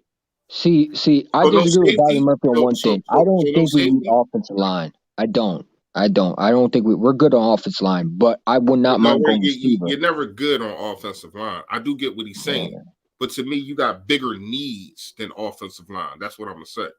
To me, but Kelsey's getting ready to retire. That's why he got Dickerson. Okay. And then you have Lane Johnson. Lane Johnson with injury problems. Gate knows what I'm saying. You got some of these guys, they're one injury away from that's it. Yeah, everybody in the NFL is one injury away. Everybody in the NFL one injury away. I think Lane Johnson could play 2 more to 3 more years. I think Brandon Brooks is the guy that we need to worry about. Right guard. No. Offensive line, you got nothing. Look at the Giants. Yeah. If you don't have an offensive line, you got nothing. Yeah, that's true. Well, I mean, I'll look Yeah, at it this we way, have guys. an I offensive wouldn't. line. I wouldn't necessarily move Landon Dickerson. He's playing so good at left guard. I leave well enough alone there. You got Isaac Seumalo, who was a center in college, and he worked with Carson Wentz at one of their camps. That's why they drafted him, because he was Carson Wentz's roommate, and he was the center for this camp. They moved him to left guard when he got into the league. He's a guy that has the ability to move. He's a guy that can pull and do the things that Kelsey does from that perspective. He's not Kelsey, guys. But Yeah, but here's my Yeah. thing. He's I coming would, off I an would, ankle. I would He's look to coming off an injury. Seumalo first at center. Hey, you know what, Gates? Gates, can I tell you something? Yes, I was on a few streams, like prior to the draft, right? mm-hmm. And I was saying, like, as we're listing our picks, right? I'm like, Landon Dickerson, second, third, if he's still there, second, third round, take him. He's a stud. They were like, who? Because they don't watch college football. They don't understand. I mean, Landon Dickerson was the number one center in the league before he got hurt. He blew his knee out, right knee, at the end. Yeah, he Dude's looked a like a grown monster. man. The reason we don't hear his name, okay, he got a holding. I think he got a holding call today, right? But the reason we don't hear his name is because he's solid. He's good. He's a good fucking player, man. He's a good, solid offensive lineman. He's a monster. If he stays healthy, look out. Philly Fresh, you're getting demonetized today. Look at some of the Look at some of the blocks on that side. Mulata and him. It was like, it's not even funny, man. Let's get You're some just credit like, to Stoutland. they're like blowing people up, man. They're blowing them up. Like I said, I would try to move Seumalo inside to center. I would keep Dickerson and I would keep Mulata on the same side together just because I think that's a really good tandem.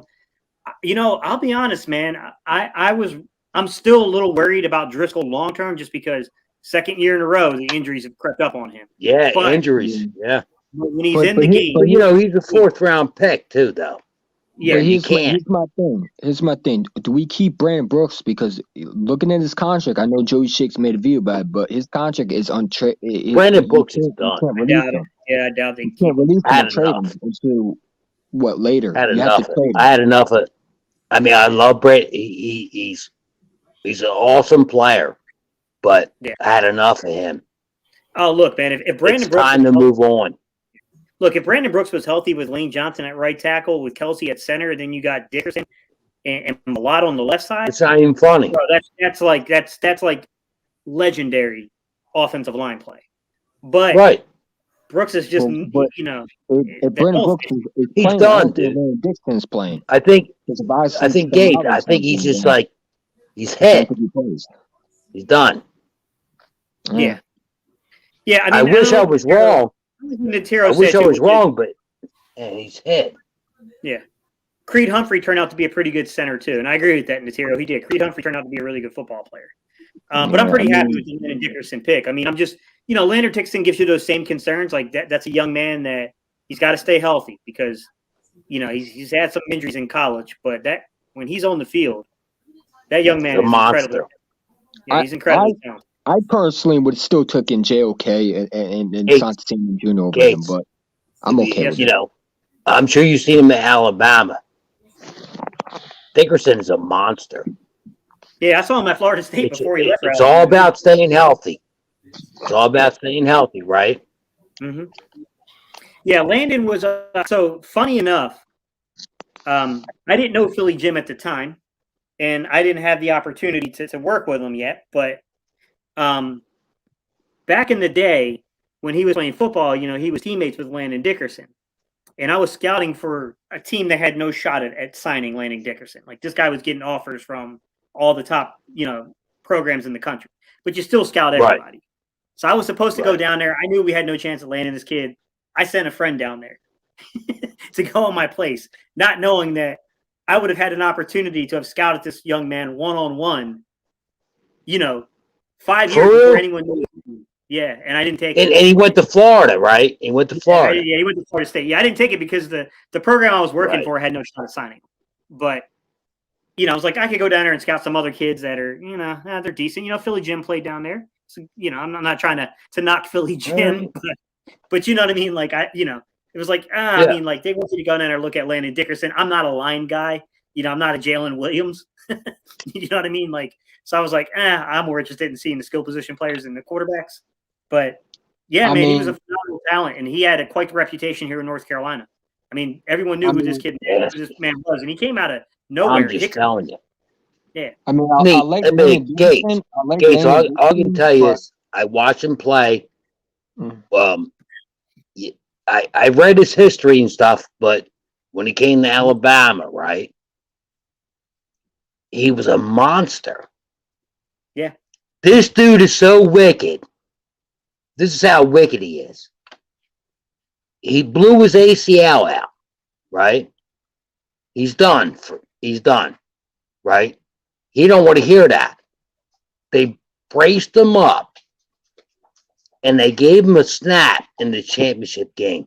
That's how much respect they had for him. They let him come out and do one snap in the Alabama championship game. Because the dude's a monster. He's a fucking. I'm telling you, man. He's going to be an all-pro if he stays healthy. Mac Jones's pro day. What's that again? He was doing like cartwheels and stuff at Mac Jones's pro day with a busted knee. So I mean, I'm just telling you, dude. If this guy stays healthy, right? He's a perennial Pro Bowler. If he can stay healthy, that's the key. Yeah, I hope he can stay healthy because I like. The dude is a beast. Yeah, dude, him and Mulata are very, very good together, just on the field. And Gates, let's talk about Jordan Mulata. Mulata is actually prior to the draft, right? I'm just a knucklehead on here, right? Prior to the draft, when I'm telling people, I'm like, Landon Dickerson. They're like, who was that guy? I said, dude, he would have been a top 10 to 15 pick if not for his injuries, right? If not for his injuries, right? Who said I'm wrong? Gates. I don't know if he'd be top 10, but he was a surefire first rounder. I don't know exactly where his value would have been. Okay, first rounder. Yeah. So okay. And look, we got to steal. If he stays healthy, we got to steal. That's where Ryan gets, Ryan. That's one of those good Howie picks, believe it or not. Yeah. Eagles champ one doesn't like saying his name. See, Gates, I'm sitting back sometimes, right? I'm sitting back and I'm just watching, and I try to pay attention. I'm not saying I know everything. We're all wrong sometimes, right? Yeah. But I'm like, when they took Landon Dickerson, I'm like, fuck. Oh, yeah. This dude's a monster. If he can stay healthy. Yeah, absolutely. Absolutely. All right, guys. You guys got any last thoughts? I got to get ready to wrap it up, man. We got to get some food and stuff. So what are your guys' thoughts, man? What do you think happens coming out of the bye week? Wait, you didn't ask me if I'm going to be the GM. You asked him. If I'm the GM, I'm taking best player availability. I'm not taking no. Listen, like people got to understand. Fine. Okay, your top 10. Your top 10 pick. All right. Let's say we got the. I'm gonna say we got 10 because Miami keeps winning. We're winning, so Colts might not be in the better pick. If it's between Aiden Hutchinson or someone like that, I'm taking Aiden Hutchinson with the first round pick.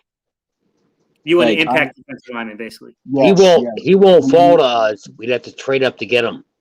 Yeah, well, that's what I'm going to do. And that's why I say it's important to keep those 3 first-round picks because if a guy like that is on the board, Okay. you got to make a move All right, for it. Gates. You know what I'm saying? It's good So what talking would to you you, do? bro. Yeah, appreciate you, Bobby. So I'll what see would you, you guys man. do? Yes, sir. What would you guys do in the chat if you're sitting there, and let's say the picks work out to where Miami doesn't make the playoffs, but let's say they're top 15. Okay, so we got a top 15 pick. The Eagles make the playoffs, so we're hovering around 20 something. All right.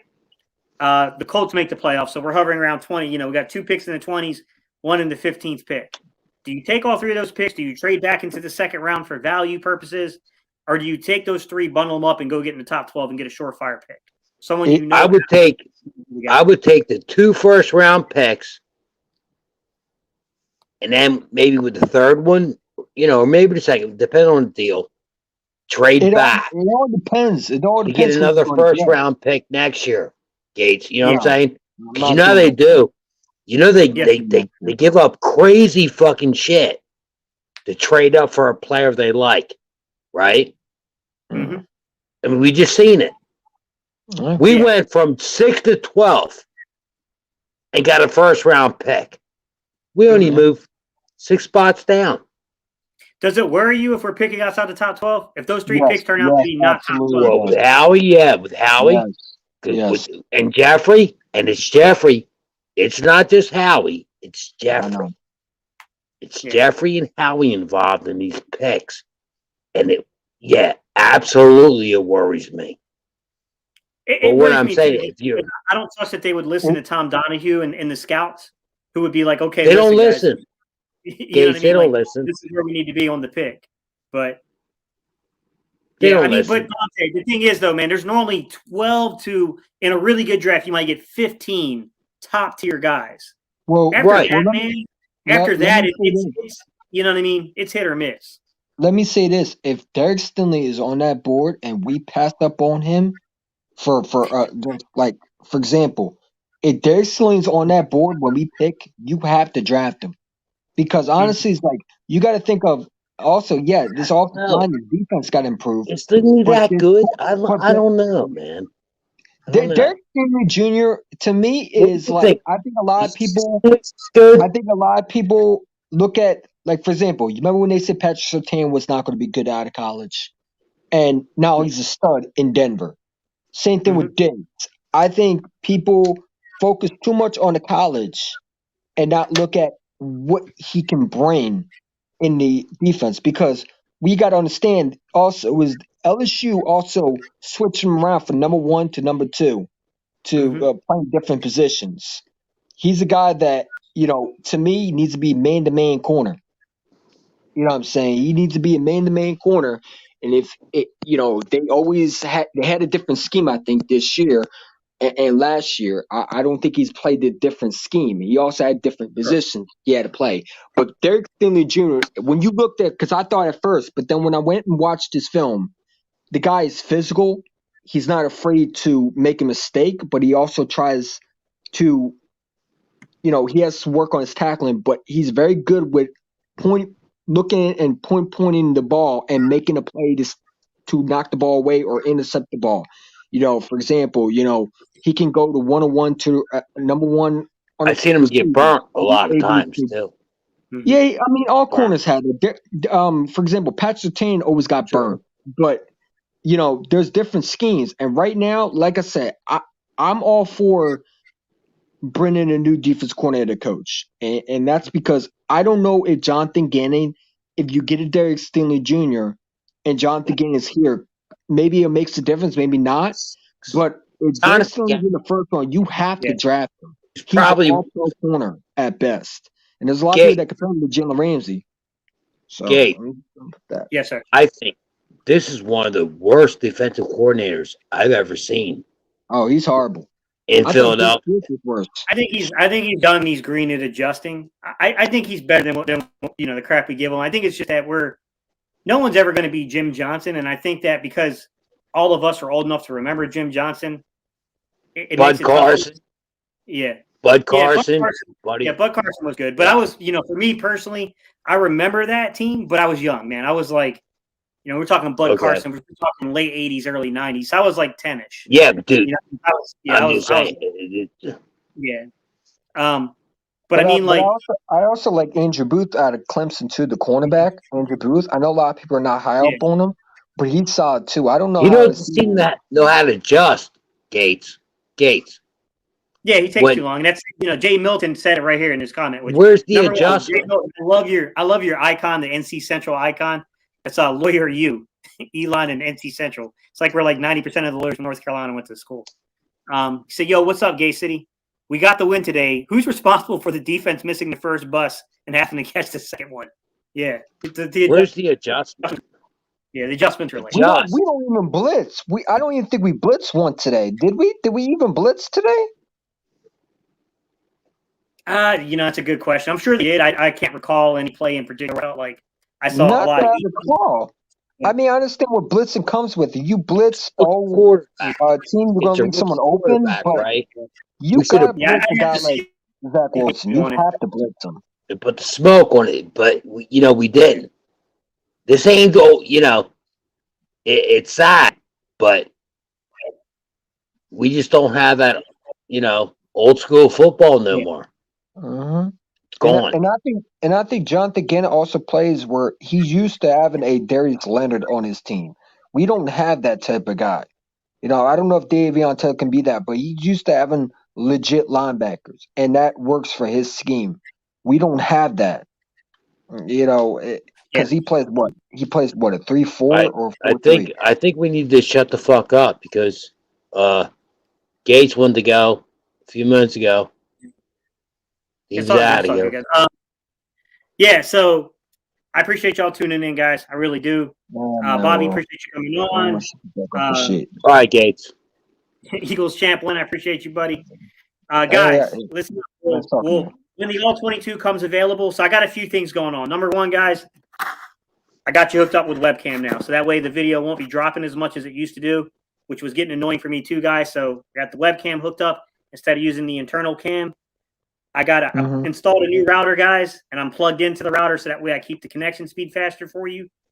Also, guys, I have a VPN, so I get the European version now of NFL Game Pass, so I'll get access to the film sooner.